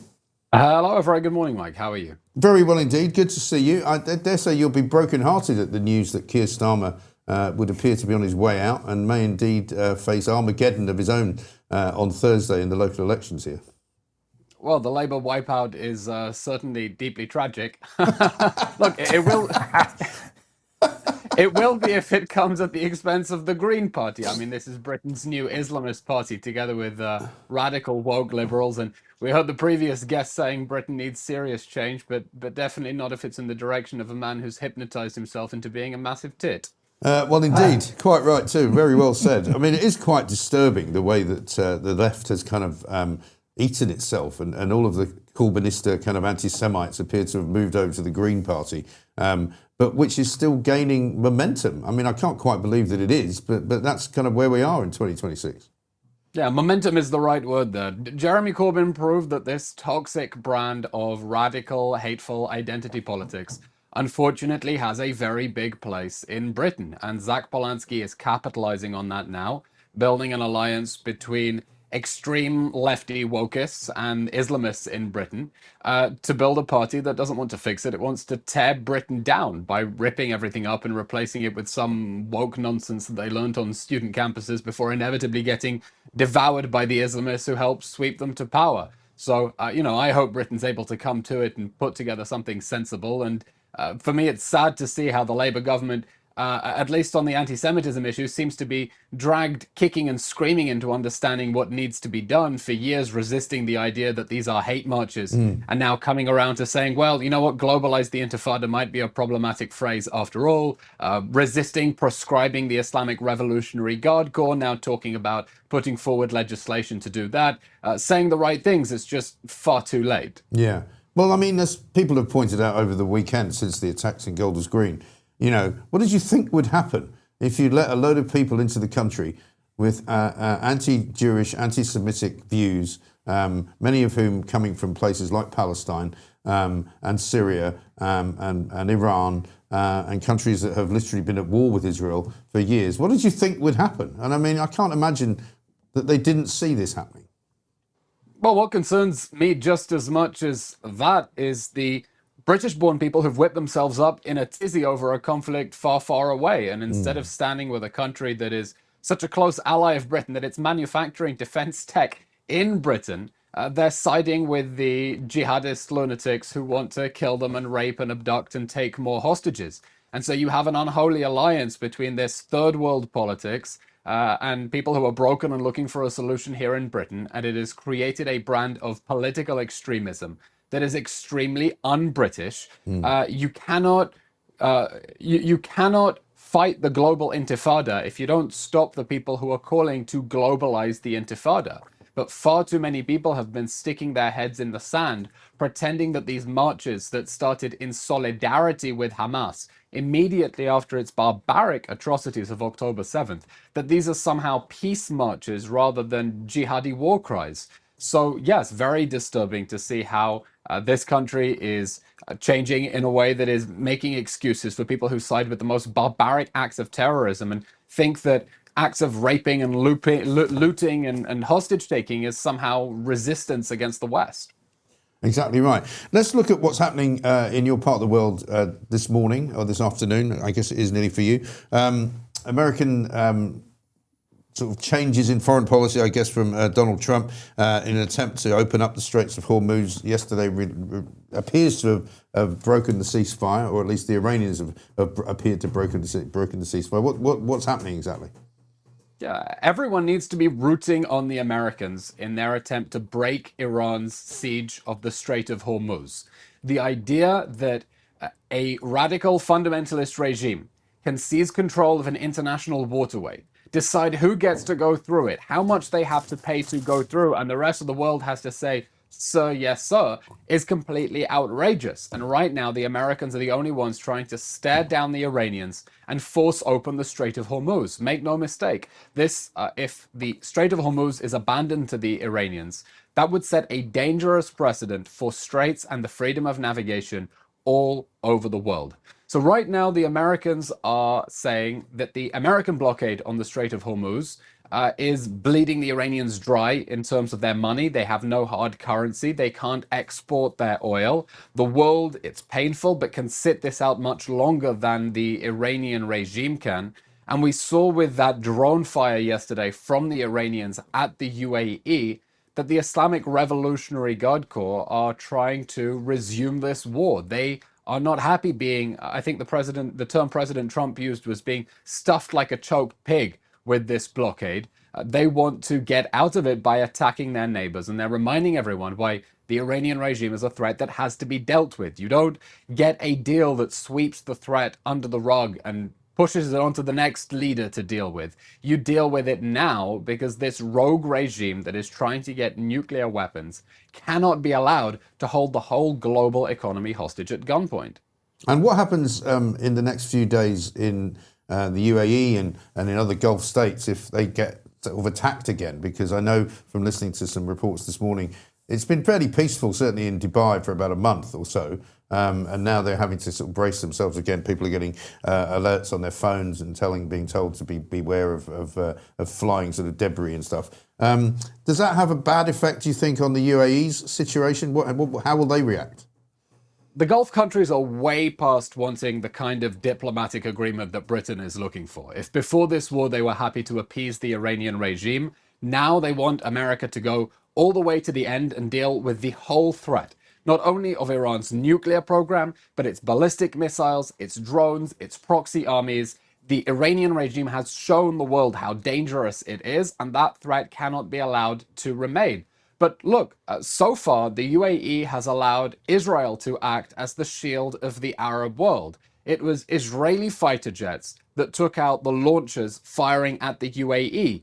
Israel even sent its Iron Dome and Iron Beam, that's the almost sci-fi laser system, to the UAE to help shoot down those missiles. They saw the cooperation they were getting from the Israeli military and understand how critical that alliance is to their defense.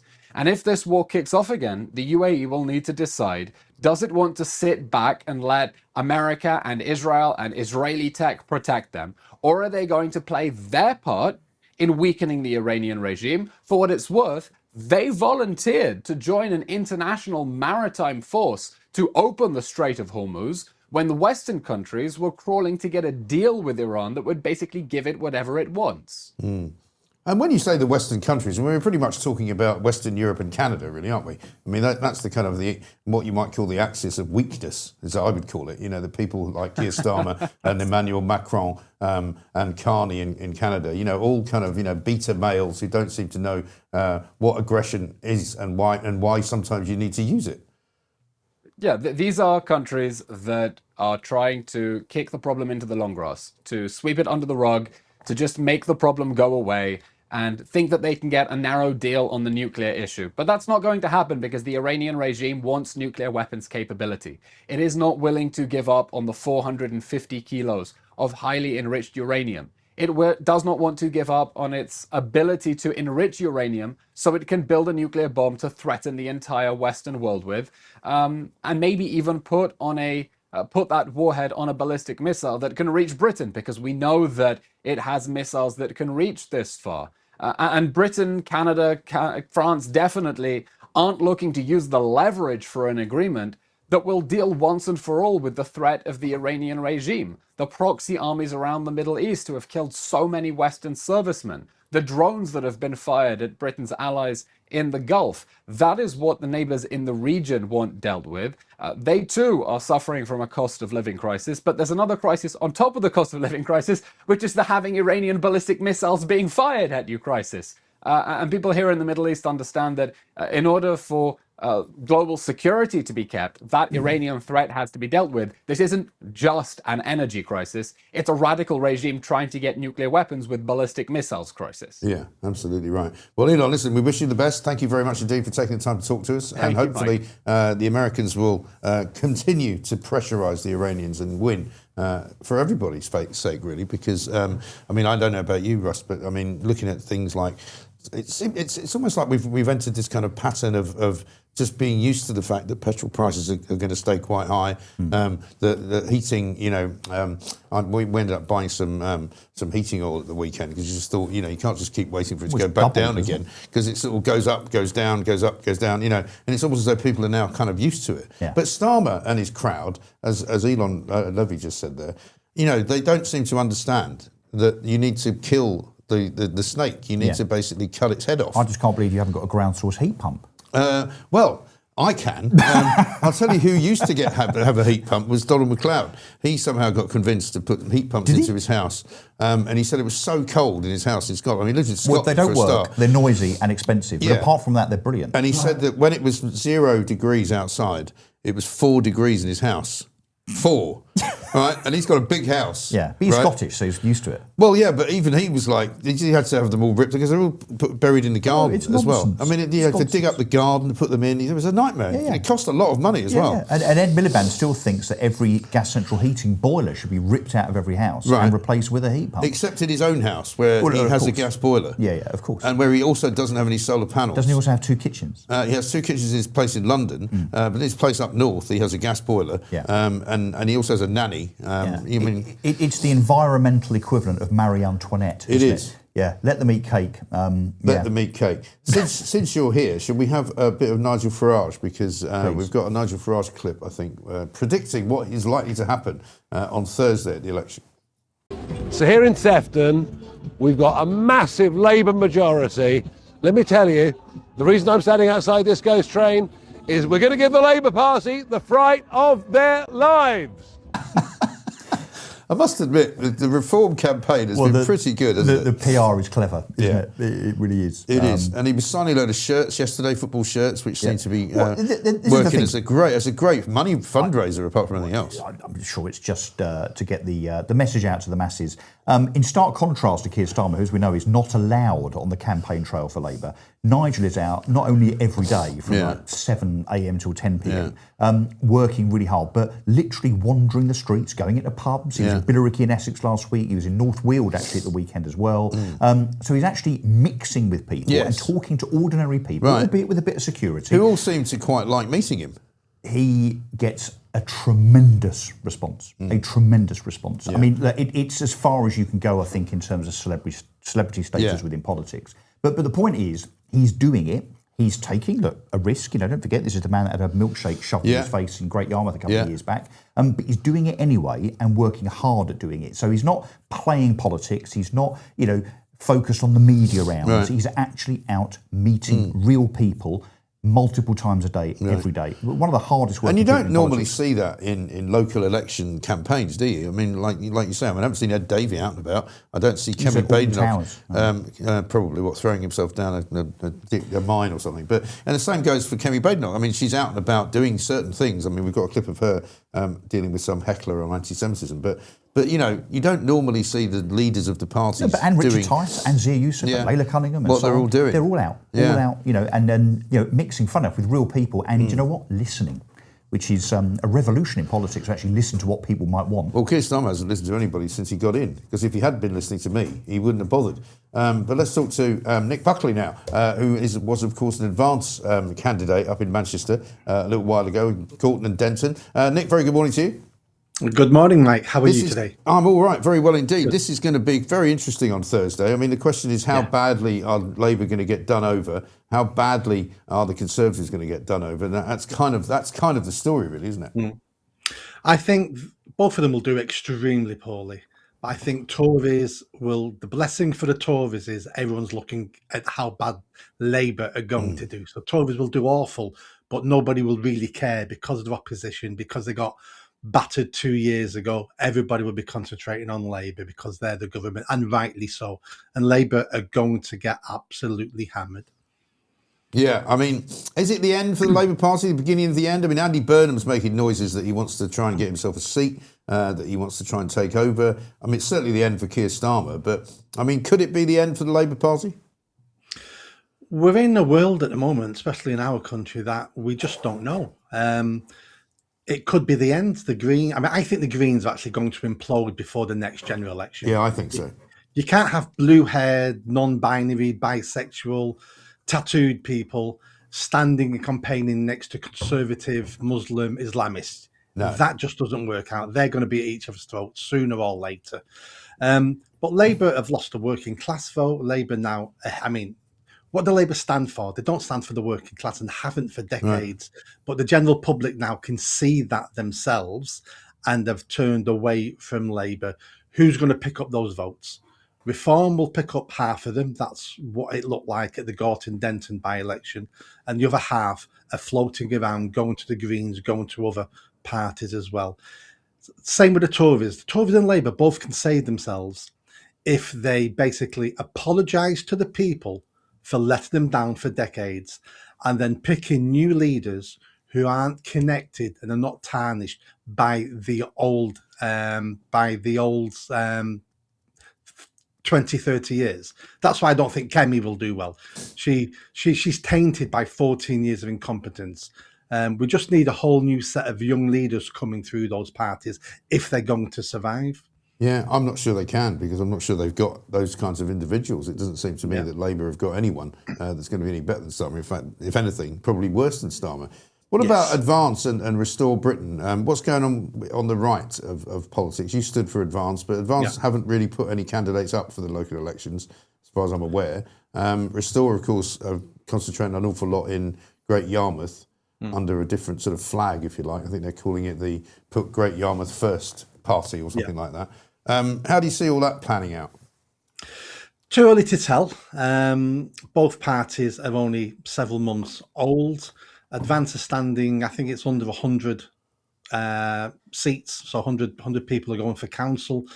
As you said, Restore Britain are standing no one. Their party is not standing at all, but their offshoot party, Great Yarmouth First, are standing in Great Yarmouth.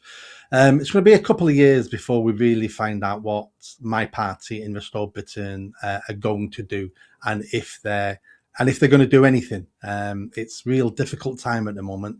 For them parties to come through and be successful, then Reform have to suffer. That's the only way those parties become successful.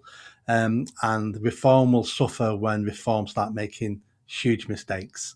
And they'll start making mistakes when they get closer to power or when they get into power. So everything's to play for at the moment. Okay. Nick, good to see you. Thanks very much indeed. Nick Buckley there talking to us about what likely future there is for the Advance and Restore Britain parties. You may have a view on that, Russell. Well, fun enough. Yeah, yeah, I do. By the way, I can say that you've got to 5.1 thousand. So that means we'll have to give you a show. I'm afraid so. It's got to be written down now in stone. And £1 million a year, they said, in salary. Yeah, that's right. As long as you make 2 million for us, you can have $1 million. Can I talk? Yeah, look, Nick Buckley's a lovely guy. And look, he had the courage of his convictions to stand in Gorton and Denton. Yeah. I think he only polled about 176 votes, unfortunately. I mean, look, some watching this will be forgiven for forgetting who Advance are. Yeah. I didn't know they were standing anybody, actually. Yeah, well, look, 100... That's news to me, they're standing 100 candidates out of 5,000. I mean, look, that for whatever reason, I don't want to sit here and kind of, slag them off. Yeah. They've obviously got their own reasons for not being able to stand any more than that. But I think that they just become... I think in the eyes of those of us on the right, where there is this kind of a bit of a battle, I suppose. You've got the Conservatives who are just about on the right, I suppose. Yeah. The Reform, who I think are the natural party, the natural small C Conservative party now. And then, of course, the Fringe, which is Restore and Advance. Yes, they're new, but they haven't managed to actually kind of oil the wheels of the mechanism of voting and elections to actually get anybody to stand. I think most people see Restore and Advance just as an anti-Nigel party. Yeah. I don't think they stand for much. They're definitely single-issue parties. And I think they're just seen as a little bit spiteful, to be honest. Is it likely that Restore and or Advance, maybe they'll merge, maybe they won't? I mean, there's rumours about that. Are they likely to be able to form organisation enough to win council seats, win parliamentary seats, win council control? I mean, come on, that's just not going to happen. No, I don't think so. I suppose a Great Yarmouth will be a test, won't it? If Restore can win Great Yarmouth. But it's not even, as you said, it's not even under the banner of Restore. No. So even if they win, well, it doesn't test Restore as a brand, No. does it? Because for some reason, even though the Restore, be clear, Restore is a constituted political party. Yeah. Why did Rupert Lowe not have the courage of his convictions to stand his candidates as Restore candidates? Yeah. Bearing in mind Reform are standing there, it'd be very interesting to see what happens. Yeah, it will be. So we'll watch that one with some interest. And I mean, in terms of the timing, because you were saying that, Essex probably council comes in Friday afternoon.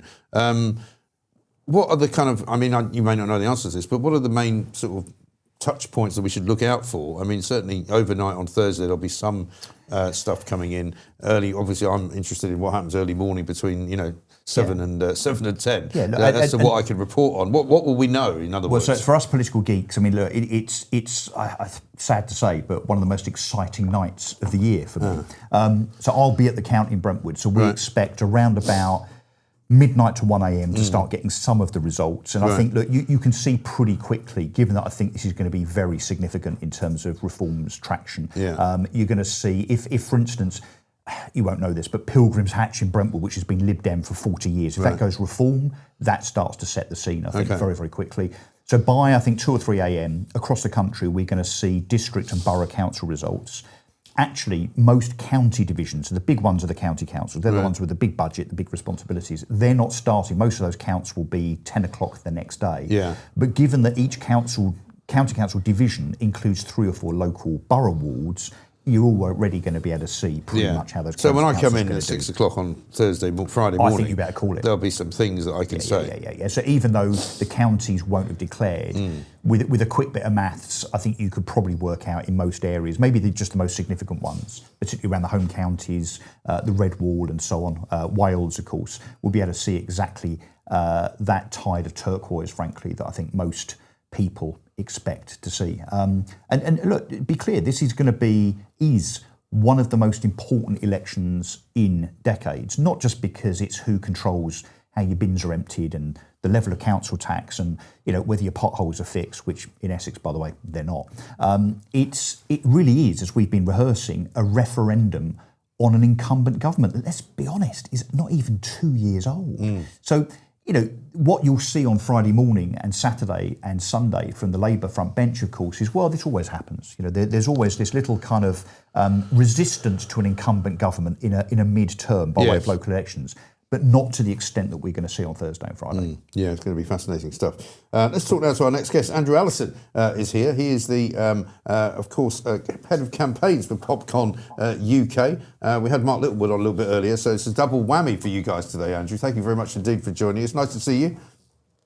Good to see you too, Mike. And after that little clip that you showed earlier of the Green Party leader in Hackney, live long and prosper, Mike. It is extraordinary how she does. She literally looks like she's straight out of the studio, just stepped off the Starship Enterprise. Or maybe we'd like her to get back on it and bugger off to whichever solar system she came from. But let me start with Angela Rayner, because I saw that on your Twitter you put it out yesterday, which an awful lot of people have really acted against. This is Angela Rayner. Did I see Pooch disappearing there? I did. He did disappear. I wonder if he's gone to get somebody. So we can't do it, but we'll play the clip in a minute. Angela Rayner literally appearing in front of some schoolboys. It doesn't look like very many of them, like half a dozen maybe, and basically telling terrible lies about Nigel Farage and Reform's policies on the NHS. I mean, it shouldn't be allowed, should it? Well, it shouldn't be, especially around election time, but I mean, it shouldn't be allowed at all. But Labour has been pursuing this lie for many months now, and they keep repeating it over and over again. And if you look at the posts on X-Mike from other Labour MPs, you see that they're just agreeing with this statement.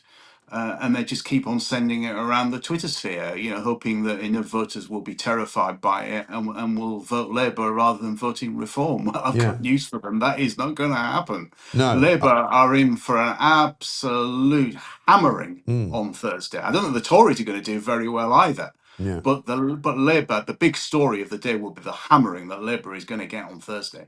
Yeah, I don't think there's any doubt that it's the beginning of the end of the Labour Party. I mean, Russell and I were talking earlier this morning about what will Keir Starmer's legacy be. I wonder if his legacy will be that he actually destroyed the Labour Party, because that would appear to be where they're going.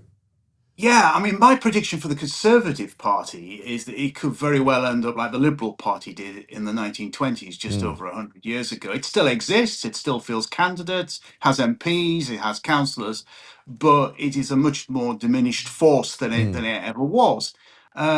But we've never been in a situation where the two main parties, and that's where they were in 2024, the two main political parties of this country, are both likely to be well, almost wiped out in local elections. I mean, it's incredible. And if you look at the polls for Westminster, they could well be heading in that direction as well. The two main parties, Labour and Conservative, perhaps only getting about 150 to 200 seats between them. I mean, that is actually incredible when you think about it. Yeah, it really is. And it's almost as though they've sort of done it to themselves, haven't they? I mean, we've had 14 years of the Tories, and I know that you've been in the past a Tory party stalwart, somebody who was a proper Conservative. They seem to have left that behind several times. They might be trying to now get it back, but it may be too late.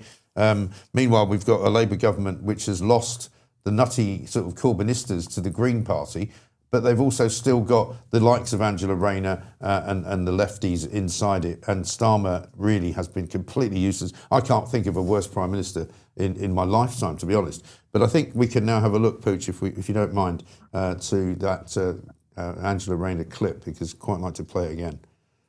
We talk about all the NHS and Nigel Farage. I can't really put all the blame on him, because I actually think he'd be better than Keir Starmer. Nigel Farage says that he wants a system that is a more insurance style system. So that means you have to pay. And that means that it's not free at the point of use anymore. I think that is really dangerous territory. I'd be okay in that system, by the way. I'd benefit from it now. But when I was growing up, I wouldn't have benefited from it. And my son probably wouldn't have survived if that was the system at the time. So I think it's really dangerous what Nigel Farage is offering in the NHS. It sounds plausible, but once you go down that route, other people will not be able to access that service. And I think that's really a terrible thing to do to people. When they need the service the most, we should be able to provide it for them. I mean, considering, as somebody pointed out earlier, that she actually sued the NHS as a result of what she regarded as the mistreatment of her now disabled son, to bring him into an argument about Nigel Farage and the NHS, it seems to me to be pretty despicable stuff. It's what politicians do when they're desperate, and the Labour Party is really desperate at the moment, isn't it, Mike? Number 10 is in the bunker, and the Labour Party is throwing anything out there in the hope that some of the mud will stick and that they will get more votes than they're already due to get. I mean, regarding the NHS reform, Nigel has said that he's open to alternatives and ways of reforming it, and quite rightly so. We're dealing with a 1940s model, and the 1940s model is not fit for purpose. And you've read over the years on various shows, Mike, just how many NHS horror stories there are. Of course. And there are some horrendous stories. And as you quite rightly pointed out, Angela Rayner's was one of them as well. So why she's defending the NHS so wholeheartedly, it's just out of ideology. It's not out of experience, is it? And that is the problem with the NHS all over. And also, there's a kind of complete myth, by the way, that it is all free at the point of service, because it really isn't. For an awful lot of people, maybe not so many as it used to be, you pay for your prescriptions, you go to an NHS dentist, you have to pay for everything that you get done there, unless you happen to be on benefits. So it's free for people who come here illegally, it's free for people who are on benefits, but it's not free for those of us who pay taxes, because we pay a quarter of our income tax into the NHS straight away, and we also pay for the services that we get back out of them. Well, we do. Although, of course, you get free prescriptions in Scotland. I think you do in Wales and Northern Ireland as well. It's people in England who, once again, Yeah, well, I don't live in any of those places, unfortunately. Well, no, neither do I. But the people in England, us people in England who have to carry the can. And of course, you mentioned dentistry. Well, that's if you can get an NHS dentist, and we've seen those stories over the years. I mean, I've had a private dentist for about the last 20 years. Yeah, me too. Because so many of us have given up on the NHS that actually it should be better off now, because it shouldn't be as busy. Because it shouldn't be, but it is, isn't it? Yeah. And the demands keep going on it. And the waiting list getting longer. I mean, one of the best conversations and funniest conversations I ever had was with an American friend when I was talking about a hip replacement surgery. And I said to her, well, there's a waiting list. And she said to me, but your hip needs replacing, so you get it done. I said, well, it will get done eventually, but you have to go on a waiting list. Yeah. But there should be a waiting list.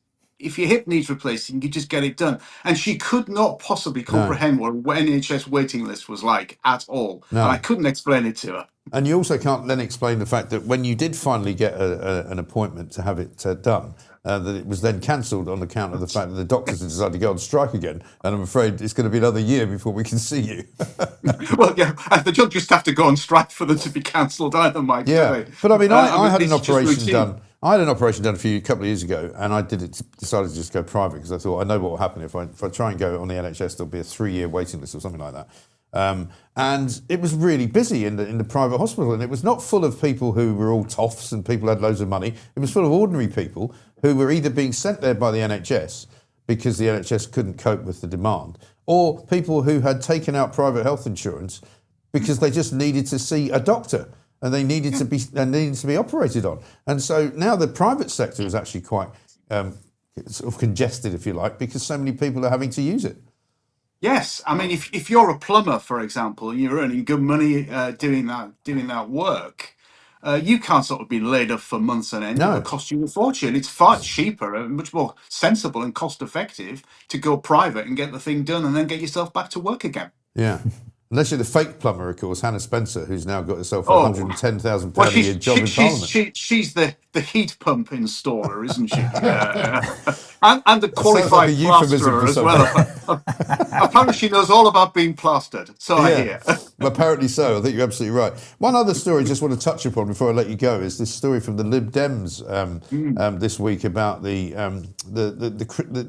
criticism they're facing because of their kind of slightly odd and unrecognisable stance on Christianity. It doesn't seem very clear exactly what it is that they stand for.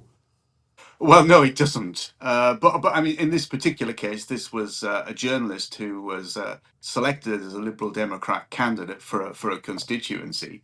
But then a few weeks later, they found out that he was opposed to abortion and he was opposed to assisted dying, which is pretty mainstream Christian opinion, but it's also opinions held by millions of people who don't have any faith at all. And then he described this as the Spanish Inquisition by local activists who were determined to force him out, and they did indeed force him out. Well, he's taking this to a tribunal. He's won his tribunal.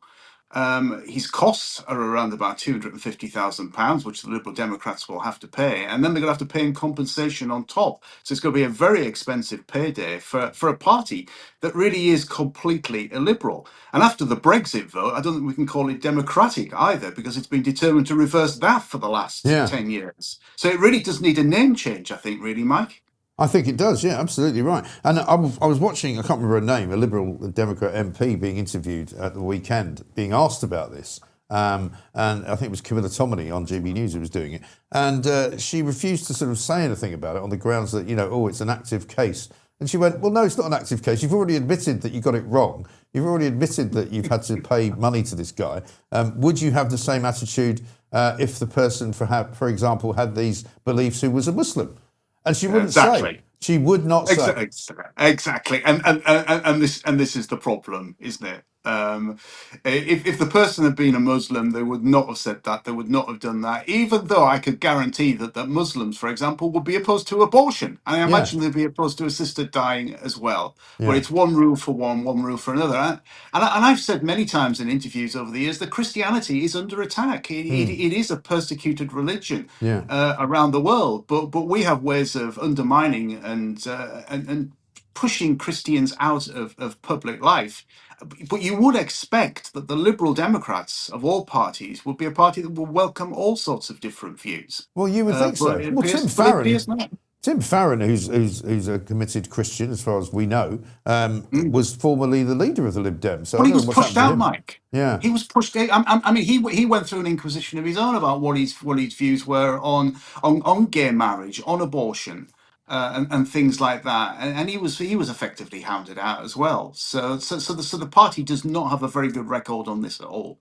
Yeah, I mean, incredible, absolutely ridiculous. Good to speak to you, Andrew. Thank you very much indeed, Andrew Allison there from Popular Conservatism, of course, formerly of the Conservative Party. I think he's now a member of Reform, actually. So the worm has turned, in fact, and I don't mean that in the sense of Andrew Allison being a worm. I just mean, in fact, the whole Conservative movement that's worth a fag end has kind of moved to Reform, hasn't it? Well, they're looking for true conservatism. And I say it a lot whenever I speak at a Reform event. I say, look, we are the Conservative Party, albeit with a small c. And what I mean by that is we advocate conservatism. And slightly tongue-in-cheek, I often say to an audience that if Margaret Thatcher were alive today and in politics, she would be a member of Reform, not the current Conservative Party. Now, look, that's quite a contentious thing to say, but I say that as a Thatcherite, and some people can't get their heads around, well, how can you be part of Reform and actually your hero, if you like, is Thatcher? Well, that's because Thatcher was a proper small c Conservative, and we haven't seen that since the days of David Cameron. In 2006-07, when he was first made leader of the Conservative Party, David Cameron, he took that party significantly to the left, hugging hoodies, ozone layers. You remember him on the skidoo up in the North Pole and all that. With the Huskies. That's when the Conservative Party lost its way, and then they doubled down with the likes of Theresa May, who took all the police off the streets, tried to unwind Brexit without actually saying that she wanted to unwind Brexit, and so on. And then Boris, of course, who had no conviction whatsoever, and was responsible for the largest influx of immigration to this country, which, by the way, he had no mandate for, because in successive elections, people have voted against mass migration. Yeah, and also in successive elections, the Conservatives said that they were going to reduce the numbers coming in, and they never did. No, and they wonder why Reform are at the top of the polls and have been, consecutively for the last 2 years. Well, it's because Reform, I'm afraid, for the Conservatives, accord with the wishes of the majority of right, and when I say right, I mean correct, thinking people in Britain, as you're going to see on Thursday. Absolutely right.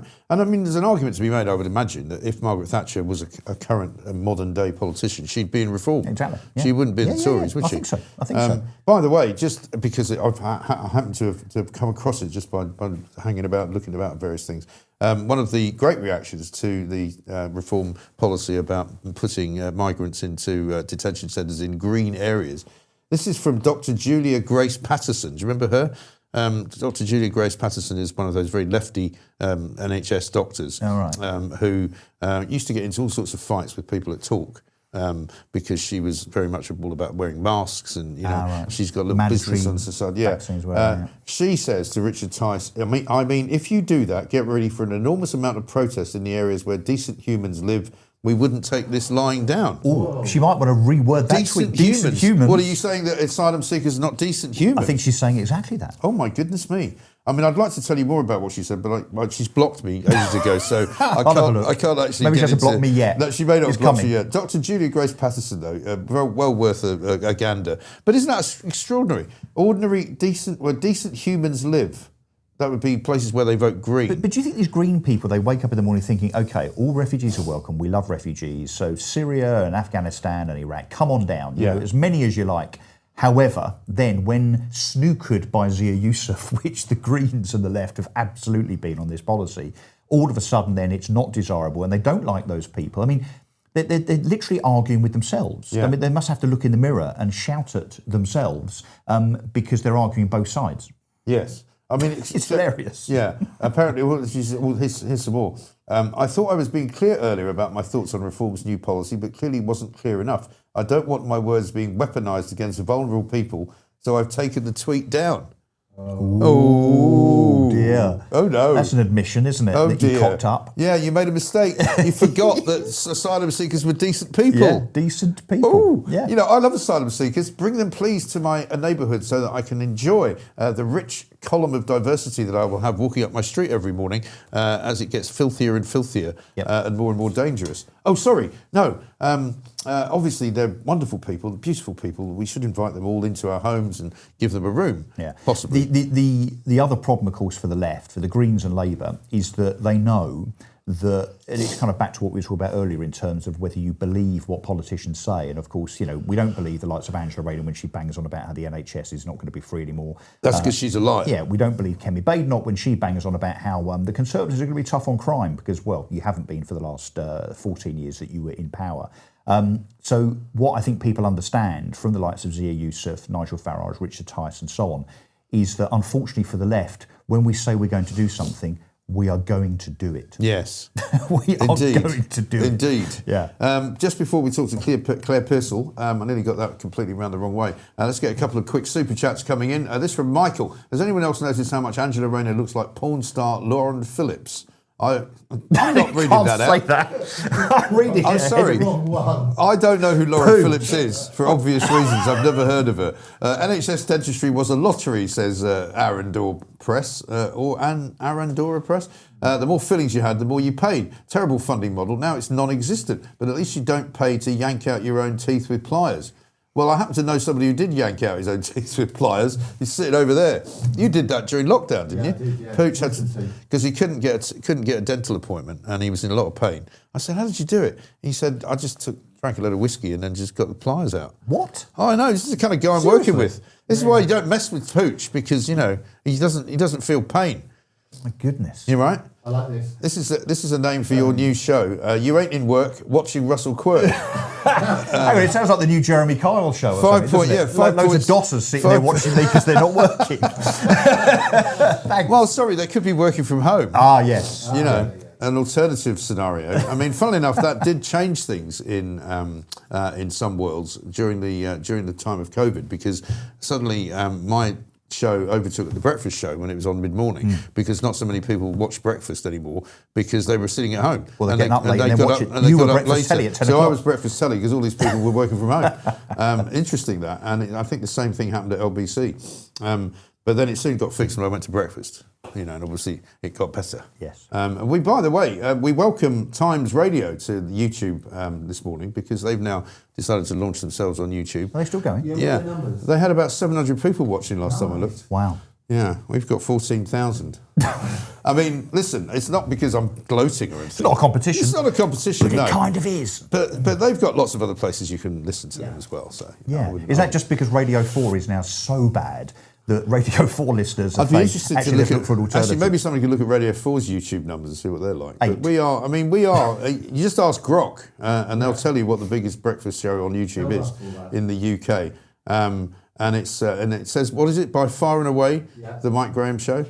Yeah, and it's only 4 months old. And it's only 4 months old, and we're getting bigger and bigger every day. We're getting very close to 19 million views.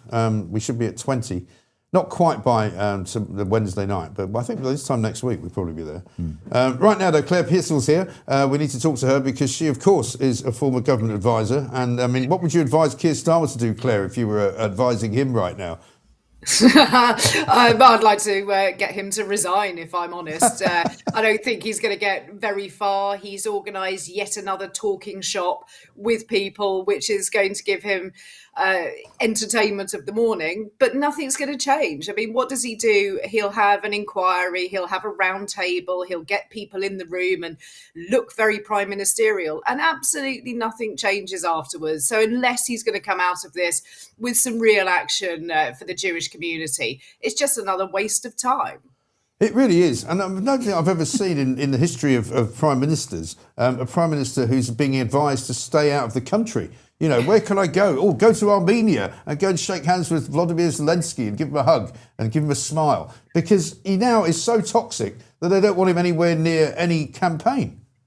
No, I mean, those of us that have stood for election previously know the pitfalls of having cabinet ministers or prime ministers come down when there's a campaign, because A, it costs you an awful lot of money on your election expenses, but B, if that person isn't particularly popular, you waste all of your time looking after them, running around making sure they're okay, and you're not out talking to the people that you need to talk to ahead of an election. So I think it's probably the right thing to do to keep him away. But what does that say about the Prime Minister, that absolutely no constituency wants him in the country, and he's the one with apparently the huge mandate to lead us all into the future? So I don't think it's going particularly well for him. I think that if he left the country indefinitely, none of us would cry about it. No, absolutely not. In fact, I'd like him to do that and go and like mess up some other country, because he has completely destroyed this one. And the thing that really annoys people, I think, this week is, in particular, is this ridiculous sort of plan to wed us back to the European Union single market, which is not only something that we voted to leave, but it's going to cost us £1 billion a year. Not because we get anything for that, but because Ursula von der Leyen says it's the only way that we will be allowed back in. Oh, but is anybody in any way surprised by this? We know that he was an arch Remainer. We know that he really wants to go back into the EU fully. So it comes as no surprise that his reset with the EU is going to come with an enormous price tag for the great British public. I heard one of the ministers out on the media round this morning trying to defend it by saying this would make it better and put money back into the pockets of the great British public. But I don't see how, if we're going to be spending millions on the EU, what is it that we're getting back in return? And it seemed to be farming would improve and welfare of animals would improve. We already have laws in place, and we know, don't we, that the whole point in Brexit was that British farmers were not getting the same benefits as, for example, French farmers. So why would it make a difference now? Because we're paying in. I mean, we paid in before and we got absolutely nothing. Yeah. That isn't going to change. No, because apparently what we're told is we need to pay in order to help other countries in the European Union who are less well off than we are. Well, what's the point of that? Sorry, I mean, we're actually broke. We're giving money to Ukraine that we don't have. We haven't got enough money to buy any weapons for our defence systems until 2030. You know, we're paying out billions and billions of pounds a year to people who are coming from Europe. You know, we should be in receipt of the money. We should be getting $1 billion rather than giving it. Well, maybe we should set up a GoFundMe from those European countries into the United Kingdom, because as far as I see it, the country's pretty broke. We're not getting any further with cutting of energy bills at the moment. In fact, Ed Miliband wants to put out yet more windmills and solar farms and things like that. So that costs us an awful lot of money. We should be the ones who look after our own cash. That's the whole point of all of this. But we're not. And what are we getting from Europe? Absolutely nothing. He goes over there, the Prime Minister, has a lovely conversation, some nice photographs in front of a flag that we don't have, but he won't put up a Union Jack. So what does that say about it? I know. It's absolutely ridiculous. Completely mad. Meanwhile, you know, things go from bad to worse. Another story on the front page of the Times today saying that Labour's mansion taxes is going to cost the Treasury more than £1/3 of £1 billion before they've actually managed to raise any money at all. I mean, shocker. This is another Treasury policy that's going to go wrong, just a bit like the VAT on private schools. When you start to delve down the details, on the surface, it's a very nice headline for a Labour Party. Doesn't do anything for the housing market, doesn't do anything for education. That money is never going to do what they say it's going to do. And they overestimate the amount of money that they're ever going to bring in anyway, because people with those kind of properties, they're just going to sell them. They're not going to stay around the country, and therefore we're going to lose more people, more investment, potential business entrepreneurs. They're going to go to other countries where the tax system is much more favourable. So, I mean, it's always going to be a hiding to nothing with a Labour government. Yeah. And they don't seem to have grasped this at all. I mean, the Greens have got the same problem, haven't they? The Greens are going, we want to put taxes on billionaires. And then when the billionaires leave, it will be, well, now millionaires are going to get taxed. And then when the millionaires leave, they'll go, how much do you make? 100,000? Well, we'll tax you then. And then they'll all leave. And at 50,000, suddenly you'll be taxing people just because they happen to have a job. Well, this is it. I mean, they don't like it. It's the politics of envy. They don't like it when somebody has something that they don't. It's sort of the playground bully mentality. Yeah. But when all of those people leave, what are you going to do? It's all very well to say those people over there with the deep pockets, they can fund us. Well, what are you doing with that money anyway? And if those people leave, where are you going to get it from? And these are the questions they can never answer. Right. They're just jealous that some people work hard to build up a pot of money. They pay an awful lot of tax already. So why do you go after them for even more? I mean, I've never really understood that form of economics, which is why I'm not in those parties. But the Green Party seem to want to welcome everybody in with somebody else paying for it. And I can't see the benefits for the UK. And I really hope that they get more scrutiny than they've had so far, so we can see quite how ridiculous they are. I think we will see quite a lot of scrutiny. I mean, certainly, Russell Quirk's here with me. In the various different parts of Britain where the Greens are standing, there's going to be we've already seen that they've had to suspend and or expel people out of the party for saying horrendously anti-Semitic things or standing for awful points of view from Gaza and the Middle East and all that. I think we're going to see a kind of split, as has been spoken about before this morning, between the sort of the radical left nutters and the pro-Gaza nutters. Well, we've already had the deputy leader of the Green Party suggesting to those that have been expelled from the Green Party for anti-Semitism that those people should then seek legal advice to ensure that they get reinstated. Oh yeah, that tells you, yeah, that tells you everything you need to know about the Green Party. Yeah. That basically anti-Semitism is not just rife, but it's accepted, maybe even encouraged. And yeah, you've got this kind of this weird Venn diagram thing going on with the Greens, which is on the one hand they're about progression and trans rights and the fact that you can identify as one of 497 genders and all that abstract nonsense, and at the same time pandering to a Muslim vote who definitely don't agree with that. Yeah. Right. So when those things meet in the middle, you end up with what happened at the Your Party conference. Do you remember that a few months ago, where the Your Party audience, if you like, kind of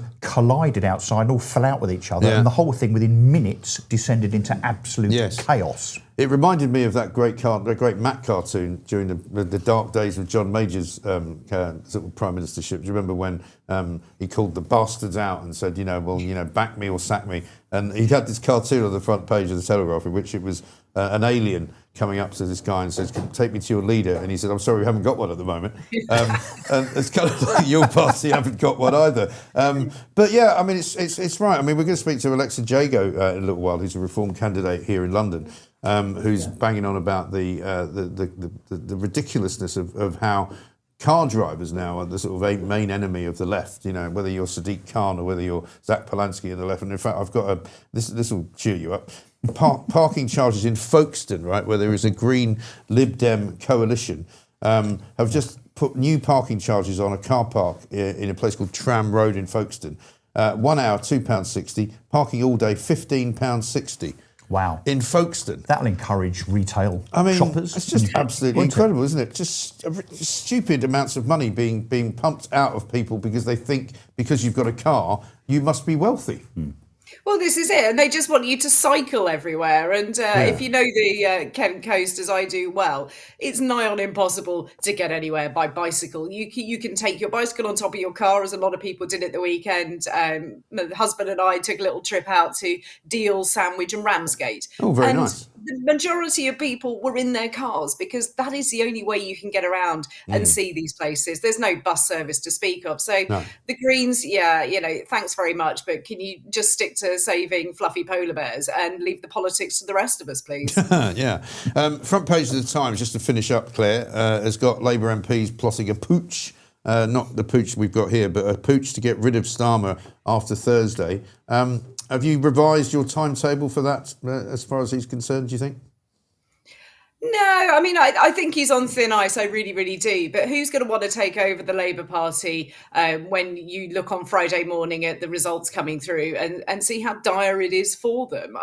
Why would you want to take over at the moment? Why would you want to be the one responsible for clearing up his mess? I think that they will hold him responsible a little bit longer. And the problem with the Labour Party, of course, is they haven't actually got themselves organised to get a candidate ready. Lots of names keep putting in the hat, but nobody emerges as a clear favourite. Labour MPs can't decide. They all think they should do it themselves. But if they're not organised, you can't have a proper coup in the Labour Party. There's too much layers of democracy, as they'd like to see it. But it's never quick. It's going to be dirty. And I think we're going to have him, unfortunately, for a little bit longer. I mean, it's a terrible state of affairs, isn't it? When the only reason you've got a Prime Minister staying in place is because everybody else is worse. I mean, that's literally where we are. Right? It absolutely is. I mean, who would you put in? There's no one candidate that you could say, well, actually, you'll give it a fair shot. All the names that have been put forward are names that have been put forward previously. Yvette Cooper is one of those names. She stood unsuccessfully previously. She didn't make a very good hash in the Home Office. Probably not going to make a very good mark in the Foreign Office either. Why would we put her in charge of the country? I mean, I don't think there's an awful lot of choice. I think that they're going to be stuck with the toolmaker's son for at least the rest of the summer. If they can get themselves organised by conference season, we might see some movement. Yeah, God almighty, what a depressing thought. Claire, thank you very much indeed. Good to see you. And stop cycling. It's not good for you. Yeah, it really isn't. Anyway, nice to see you. Claire Pearsall there talking to us about the likelihood of Starmer being around for the summer. And I suppose he might be, but, I don't think so. I don't think so. I really don't. I really think this is finally it. And also the Parliamentary Labour Party and the membership of the Labour Party and their committees, they don't think like us. No. So they will be looking for Starmer to be the scapegoat, which of course, look, this is all on him, so as he should be. And they will now, it's a choice between Miliband, Burnham, if they can get him back, and Rayner and West Streeting, and possibly Yvette Cooper coming up on the inside, being very quiet. But the thing is about Starmer as well, nobody likes him. But he doesn't talk to any of his backbenchers. He doesn't really talk to anybody in the party. He's got no allies. The way they think, the left of the party will absolutely be embracing the idea of Angela Rayner. Now, that's horrifying for the rest of the country, for the economy, for the markets, and so on. Of course it is. Actually, if I took my reform hat off for a second and was sitting here as a kind of, an unbiased political commentator, I'd be saying that for the country, for the next 2 years until reform take over in government, probably Wes Streeting's the best bet because he's probably the least insane of all of the others. Yeah, but he's got a bit of a nasty streak as well. Well, he has threatened to set fire to people. He has. So apart and throw from that, people under trains. Yeah, but as I say, he's the best of a bad lot. And he was good mates with Peter Mandelson, which kind of slightly he queers denies. his pitch. Just acquaintances, if you'll pardon my expression. See what perfectly normal expression. See what you did there. I know. Yeah. So, yes, what's the least worst option? As you say, what a set of choices. Well, you see, I like my kind of Armageddon choice, which is that, they drive the economy into such a bad place that everything collapses and we have to have an election and then reform get in. Well, vote of no confidence, but don't forget there's still a huge Labour majority, so you'd have to have a load of Labour MPs, literally as turkeys voting for Christmas, unless they all think that they can come and defect to reform. And I think Nigel might have something to say about that. No, but I don't think it's that. I think it's if there was financial chaos, they would have to call a general election. Well, there'd have to be a vote of no confidence in the government first. That's the problem, and then that triggers the general election. But I'm not sure you get past that vote of no confidence because Labour MPs being Labour MPs. I mean, some of them, don't forget, have spent the last 20 years of their lives focused on being MPs, ministers, and so on. I can't see them giving that up really under any circumstances. Talk about not putting country before party. Guess what? They're doing the opposite. They're absolutely putting themselves and party before country. I know, shocking, absolutely shocking. Final message for you, Russell. Name of a show. This is one for the sort of the classicists, perhaps, and people who are a bit more highbrow than most of the people. I'm not going to get this. Watch this. I didn't get it. It's named for Russell's program, The Spring of Russell. The Spring of Russell, which apparently is based on a piano piece, which is called The Rustle of Spring. Oh, okay. That's from Let It Go. It's not going to be a show in which I play the piano. I'm sorry to disappoint. No, it's not Classic FM. If I did, it'd be like Les Dawson playing it. Do you remember he used to play the piano? Do you know, I saw the funniest thing the other day. Freddie Starr. He said, I'm going to juggle with barbed wire. Have you seen it? It's one of the funniest things. I was literally in Freddie Starr, who was emblazoned across the front of this paper once. He was. Freddie Starr ate my hamster. Ate my hamster, that? Which turned out not to be quite as true. He wouldn't be allowed to be a comedian anymore, would he? No. In this day and age. I just go and look it up on Twitter. It's Freddie Starr tries to juggle with, but it just keeps sticking to it. It's the funniest thing. I don't know why I liked it. It's just ridiculous. We might have to play it out. Anyway, listen, Alexa Jago's coming up very shortly. She's from Reform. She's a candidate in Chelsea. I'm going to do a little meltdown as well. And maybe first we should get some news.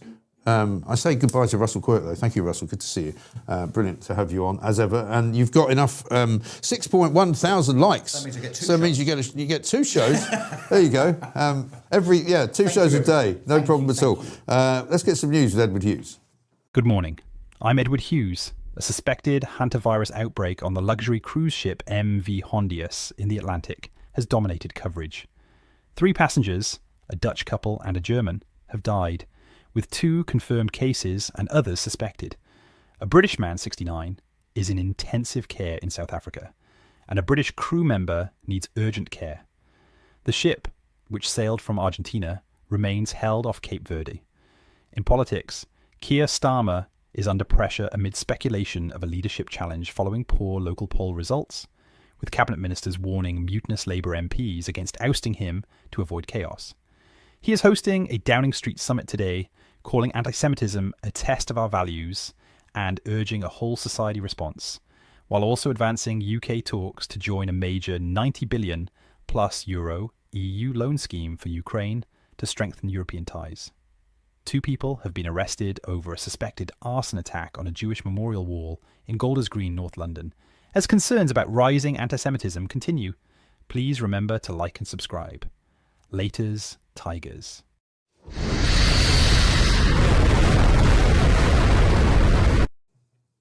So, Angela Rayner has come out of the closet. We haven't seen her for months and months and months, have we?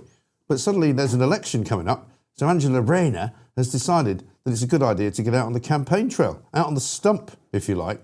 However, she's rather blotted her copybook. I mean, she always blots her copybook. The copybook is so blotted, in fact, that you won't even be able to see anything inside it apart from blots. However, have a look at this. This is her yesterday visiting a school to tell them all about why reform are dangerous because of what they want to do to the NHS. I used to talk about all the NHS and Nigel Farage. I can't really put all the blame on him, because I actually think he'd be better than Keir Starmer. Nigel Farage says that he wants a system that is a more insurance style system. So that means you have to pay, and that means that it's not free at the point of use anymore. I think that is really dangerous territory. I'd be okay in that system, by the way. I'd benefit from it now. But when I was growing up, I wouldn't have benefited from it. And my son probably wouldn't have survived if that was the system at the time. So I think it's really dangerous what Nigel Farage is offering in the NHS. It sounds plausible, but once you go down that route, other people will not be able to access that service. And I think that's really a terrible thing to do to people. When they need the service the most, we should be able to provide it for them. So you'd have to say 2 things about that. One, it's complete and utter misinformation, or if you were going to be more uncharitable, a complete and utter lie. She's making out that reform would have some kind of American-style system where you would have to take insurance out in order to get it. That's not ever what reform have said, and Nigel Farage has been quite clear about making out exactly how it would happen. And what he's talked about is a mixed system which operates in all sorts of parts of the world, including Australia, including Germany, including France, including all manner of European countries as well. The bottom line is that Angela Rayner is being, at the very least, disingenuous. She sued the NHS because of what happened to her son. Her son is disabled because of what happened when he was in hospital, right? And of course, she got a massive compensation payout from the NHS when she sued them, which was taxpayers' money, which she then took and put into a trust for her son, which she then borrowed from in order to buy a house in Hove on the south coast so that she could live in it with her boyfriend. So for her to try and poison the young minds of people who have actually said, we rather like the look of Nigel Farage, is unforgivable. And she's been absolutely hammered for it, and quite rightly.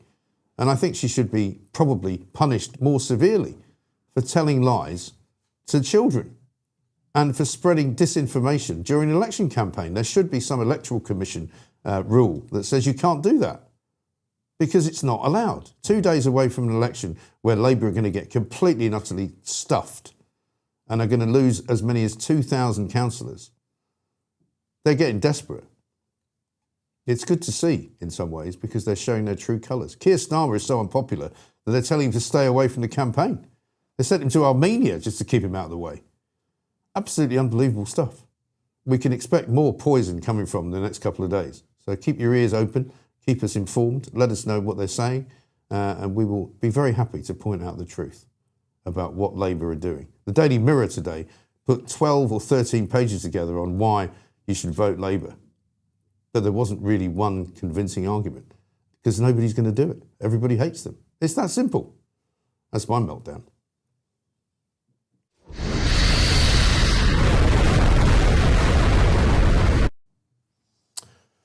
So here we are. It's now, what is it, 7 minutes past 9 already. And I can't quite believe what I'm about to say to you, but I'm going to introduce you to a woman whose first name is Alexa. And we were talking about this earlier. I don't think I've ever met anybody who's actually called Alexa. I mean, you probably get this all the time. Now. Are there? Yes. Well, you probably get this all the time, but you. I do, but I met somebody at a party about, I don't know, 20 years ago, and he said, "Oh, you're about to be the most famous woman in the world. They're going to name a device after you." Right. I said, "Really?" Right. And so, do you hear people calling out Alexa all the time whenever you're walking down the street?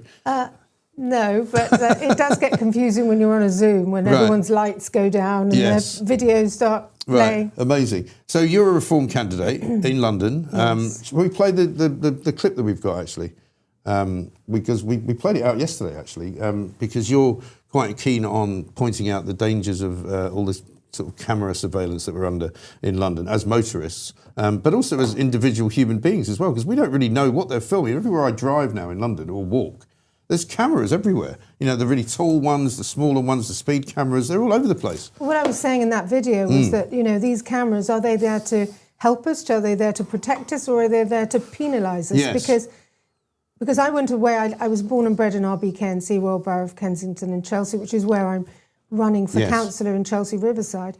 But then I went away to Hollywood, did some movies and everything. When I came back, I thought, what's going on? I mean, you feel there's no freedom. You feel you're being tracked all the time. You feel you're just under surveillance, You're under surveillance, except if you're standing outside a restaurant and somebody comes in a moped and snatches your phone, you can't wear your watch. I mean, you don't feel safe. Women don't feel safe. I never felt that. No, London Chelsea was never like that. I mean, I was talking to somebody about this yesterday, and I feel as though it's deteriorated massively in the last 5 years. But in the last 2 years in particular, it's just got an awful lot worse. You know, it's become a very foreign city, you know, and it's not about race, it's not about colour, it's just foreign. I mean, I was on the tube yesterday, and I was in a carriage where there was a couple of people talking on the phone, not talking in English. You know, they might be, or people say to me, well, maybe they're tourists. Well, maybe they are. But it seems as though, you know, as being sort of British in London now is you find yourself in a minority. Well, I was saying to a lady yesterday in Chelsea Riverside about the 20 mile an hour speed limit. She said, oh, I like that because I've got children and I'm on my bike. And I said, but what about your service providers? What about the tickets? She went, oh, yeah, the tickets are bad. That's not good. Let's change the tickets. So the thing is, you know, you have all of these people that are the plumbers and the electricians and everything. They were convinced to get electric cars. They get all these subsidies. The subsidies have been taken away. They come over the bridge. They've got ULEZ, cameras everywhere. Why do they want to come? They don't want to come. Well, it now costs something like 30 odd quid to come in from, if you're coming in from somewhere like Surrey, and you're paying a ULEZ charge because you've got a diesel van and you work. Exactly. And then you have to pay a congestion charge, I think is £18 now.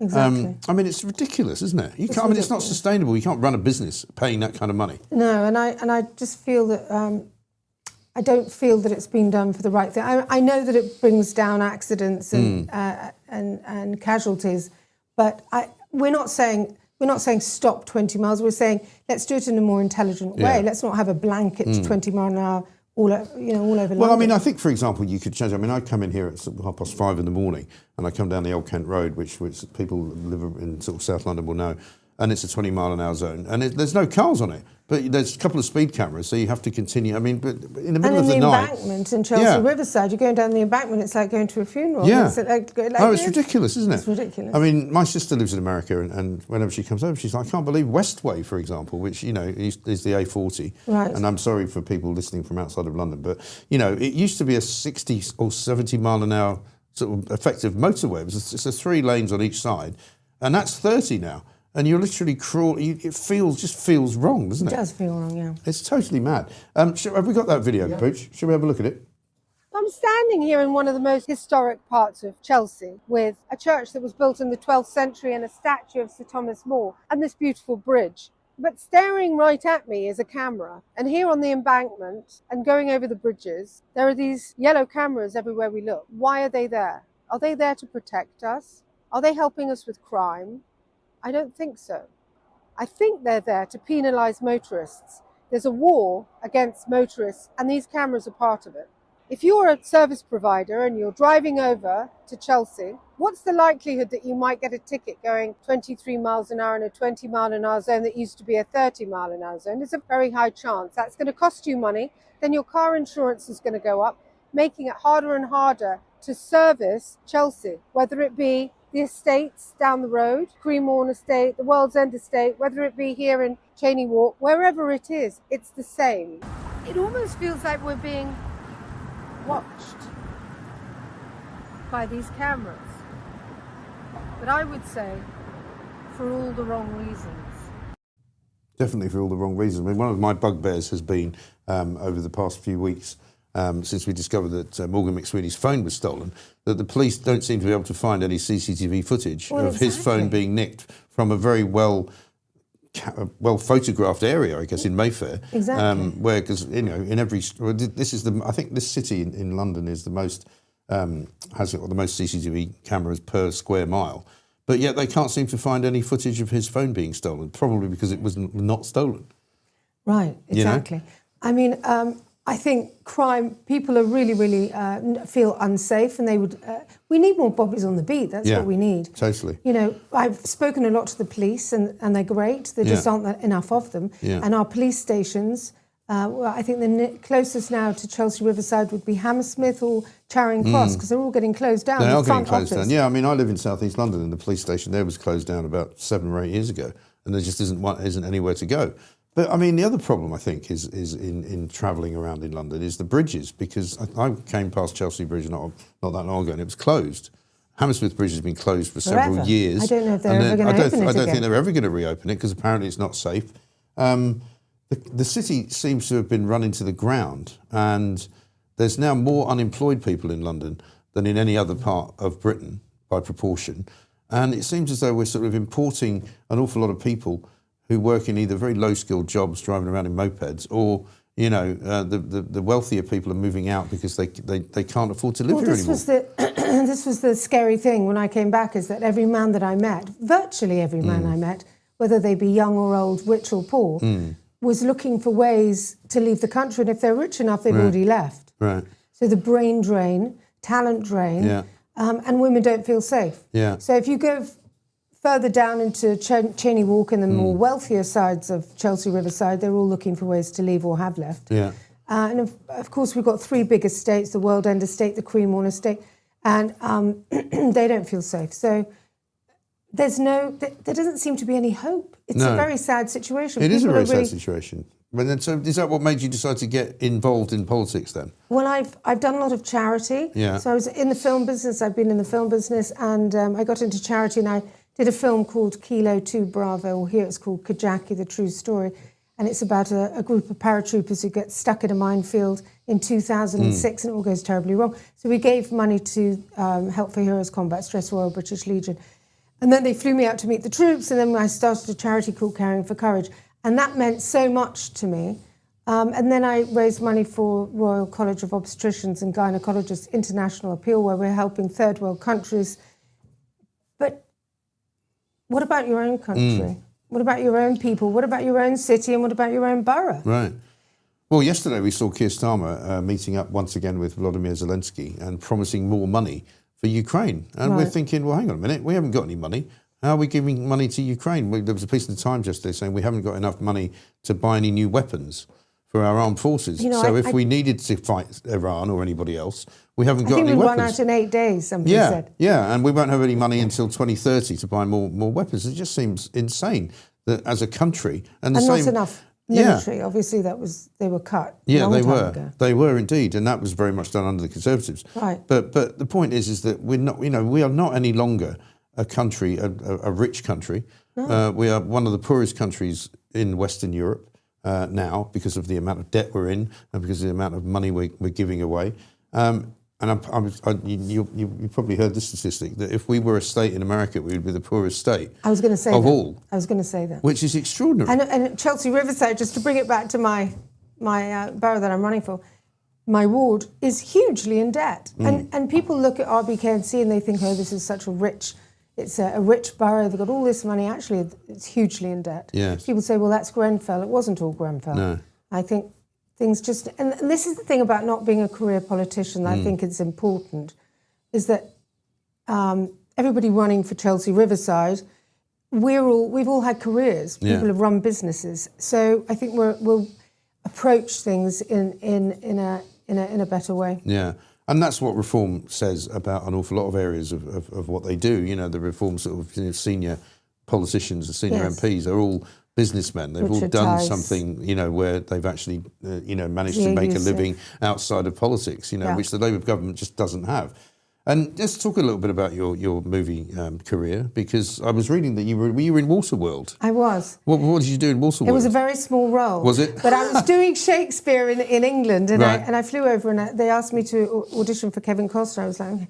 So I got the role, and they flew me out to the Big Island, and I was suddenly with Kevin Costner, who's fantastic, by the way. Right. And it was a great experience. It was the biggest budget film of all time, 100 million. But now, of course, with AI, CGI and everything else, it could be done different ways. But they built the atoll and they couldn't match the shots because the wind would change, the whitecaps would change, so they had to drag it to shore. So the whole thing was actually shot very close to the shore. Okay, interesting. Yeah, because I suppose AI now makes it all a lot cheaper, does it? Because you don't actually have to make anything.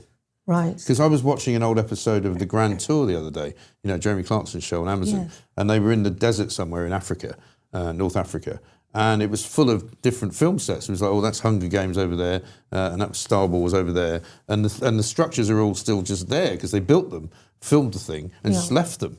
So it's quite weird looking, but it's fascinating that. Are you still involved in the movie business or not really? Yeah, I'm still in the BAFTA Film Committee. I was on the BAFTA board for ages. I'm ambassador to the Earls Court Film Festival, and I'm raising a film fund for. Well, it's not a fund; it's a company.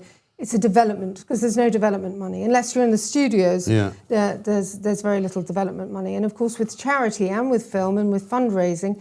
If you get rid of all the people who are entrepreneurs and successful and they all leave the country, how are you going to raise money for all these things?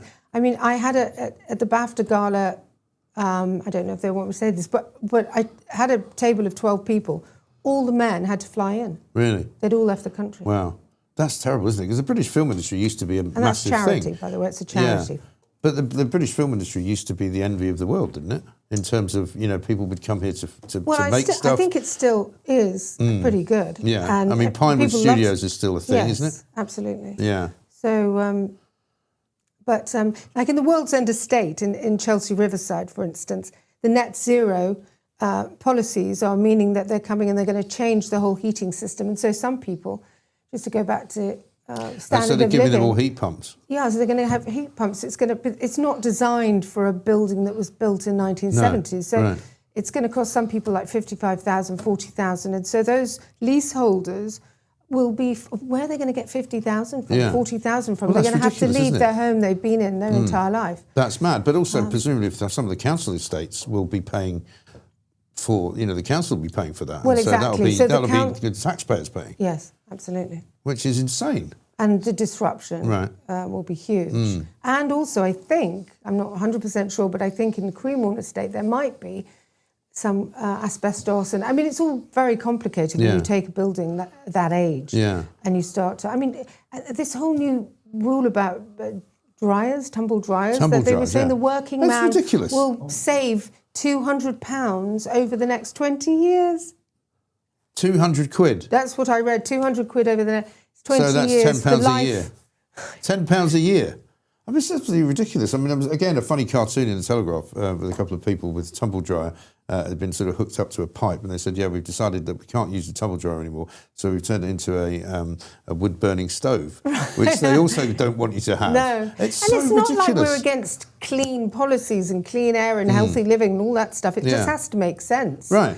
Well, if you lived in Spain or something, you wouldn't need a tumble dryer because you just hang your clothes out on the washing line. But, unfortunately in Britain, most of the time you can't do that because it's too either cold or wet or horrible or something, And we're in a city, also, we don't have space. I'm really against this whole idea of kind of what I regard as, evolving backwards. The reason we are a civilised and modern society is that, somebody did invent the motor car, somebody did invent a washing machine, a tumble dryer, a computer, all the things that make us and our lives easier.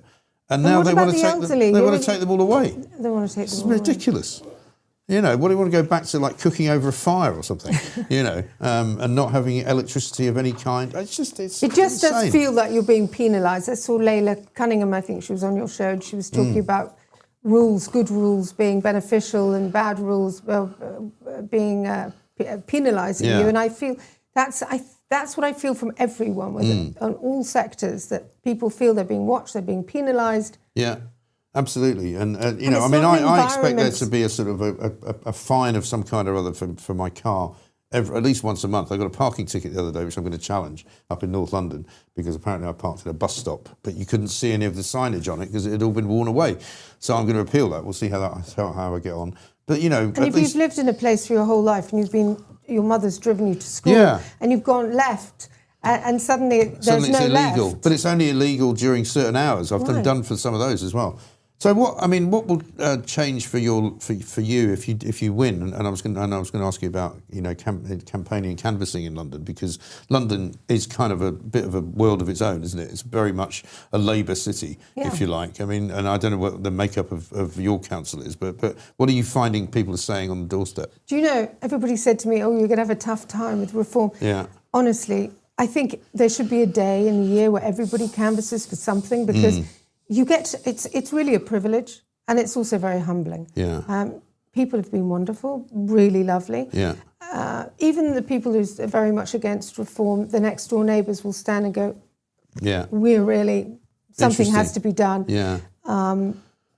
Also split families. The husband will say no, and the wife will go, "Actually." Yeah. You know. Right. There are lots. I think there might be quite a few people who are reformed who are not saying they're reformed. Yes, I think I hear a lot of that, actually. Russell was saying the same thing when he was out canvassing in Essex, that, you know, there's a kind of reluctance. There's what they used to call shy Tories, didn't they? There's sort of shy reformers who don't admit it. Because there is still this ridiculous stigma. I mean, we had a piece of footage today that we played of a couple up north who were up a ladder on a lamppost taking down reform posters, right? And you're just going, what are you doing? You know, right. Or we can't stand the racism, we can't stand, you know, Well, they say racism. I mean, it's crazy. I think that we love to belong to our tribes, don't we? And it's more comfortable to stay where you've always been. Yeah. So in old Chelsea, some people have said they're going to change, and maybe they're not going to change. I don't know. It takes a while for these things to happen. I mean, reform has grown so hugely, so quickly. And what will you have to do in terms of like a swing of the vote or whatever it is to win? Do you know what you know, how difficult is it going to be for you to get in, I suppose, is the question. Well, Royal Borough of Kensington and Chelsea have been ruled by governed by the Conservative Party on the council. It's been led for 61 years. Right. So it's a bit of a challenge. Yeah, it's a bit of a challenge.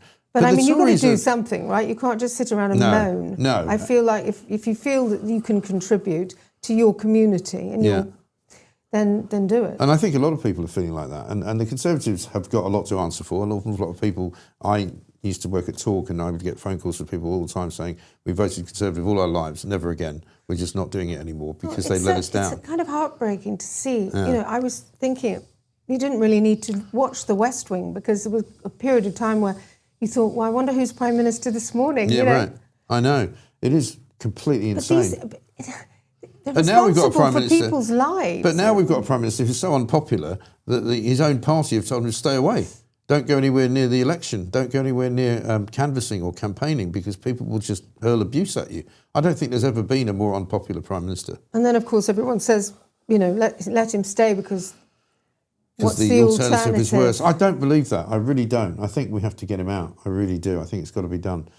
But Alexa, we wish you luck. Thank you very much. So you're going to be spending the next 2 days, I suppose, 2 and a bit days, just pounding the streets. Yeah, speaking to people, talking to people. It's really been amazing. The old ladies stuck at the top of towers because the lifts don't work in the World's End Estate. You know, people in more expensive areas saying, "I've just got to leave the country. There's no future. This is." It's terribly sad, actually. It's very sad. London is in a bad place. Sad. I think it's a London wonderful city. It is a great city, but it's not at its greatest at the moment. I think it's at its worst point. That I've known it. I was born here, lived here all my life pretty much, apart from some time in America and a bit of uni in the West Country, and then I'm Glasgow for a bit. But basically, I've lived here most of my life, and I've never known it to be so difficult. You know. I agree. We're going to change it. Sorry, Pooch. Question for Alexa. Oh, okay. Could Alexa manage Chelsea Football Club in her days off, please? Yeah, That sounds like a good thing. I think I would enjoy that. They are in need of some seriously good management, aren't they? They really haven't done well. It's not in my ward, though. Is it not? It's just over. It's on the other side of the street. It's a bit more like Fulham, really, where Chelsea is, isn't it? I mean, technically speaking, Yeah. you know, they're really in Fulham, but there we are. Yeah. Always get a bit of football in. And unfortunately, as we mentioned, you know, I'm claiming a victory for Arsenal, actually, because I said to the Arsenal fans that the problem with you is you've got Keir Starmer as a main sort of fan, celebrity fan. And every time he turns up, Arsenal lose, and they practically lost the ability to win the Premier League. However, since he went away, things have taken a turn for the better. And Manchester City drew last night, and now it looks as though Arsenal are back on track to win the Premier League. So if you're an Arsenal fan, you should be thanking me for giving you that particular insight. But there we are. It's coming up to 9:27. We'll be switching over very shortly to UK Live online, where we're going to talk to Nigel Pawley about the state of the television industry in this country. But also, we are going to be doing some news. I suppose from Pooch, we need to know what time we're doing it. Do you want to do a bit of Pooch's Pooch first? Let's do Pooch's Pooch now then. Should we do it? And then news, and then we'll switch over. Yeah, okay. Here we go. And we do a little funny little dog.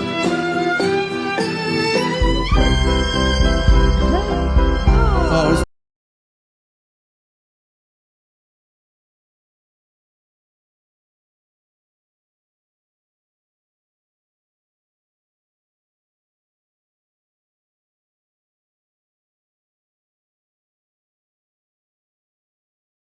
isn't it? Yeah. Very sweet. Very nice. Lovely. Right then, shall we do some news with Edward Hughes? Do some news, and then we're switching over. And then we'll switch over. So look out for the switch over on the YouTube chat. We'll switch you over after the news. Good morning. I'm Edward Hughes. A suspected hantavirus outbreak on the luxury cruise ship MV Hondius in the Atlantic has dominated coverage. 3 passengers, a Dutch couple and a German, have died, with 2 confirmed cases and others suspected. A British man, 69, is in intensive care in South Africa, and a British crew member needs urgent care. The ship, which sailed from Argentina, remains held off Cape Verde. In politics, Keir Starmer is under pressure amid speculation of a leadership challenge following poor local poll results, with cabinet ministers warning mutinous Labour MPs against ousting him to avoid chaos. He is hosting a Downing Street summit today, calling anti-Semitism a test of our values and urging a whole society response, while also advancing UK talks to join a major 90 billion plus euro EU loan scheme for Ukraine to strengthen European ties. 2 people have been arrested over a suspected arson attack on a Jewish memorial wall in Golders Green, North London. As concerns about rising anti-Semitism continue, please remember to like and subscribe. Laters, Tigers.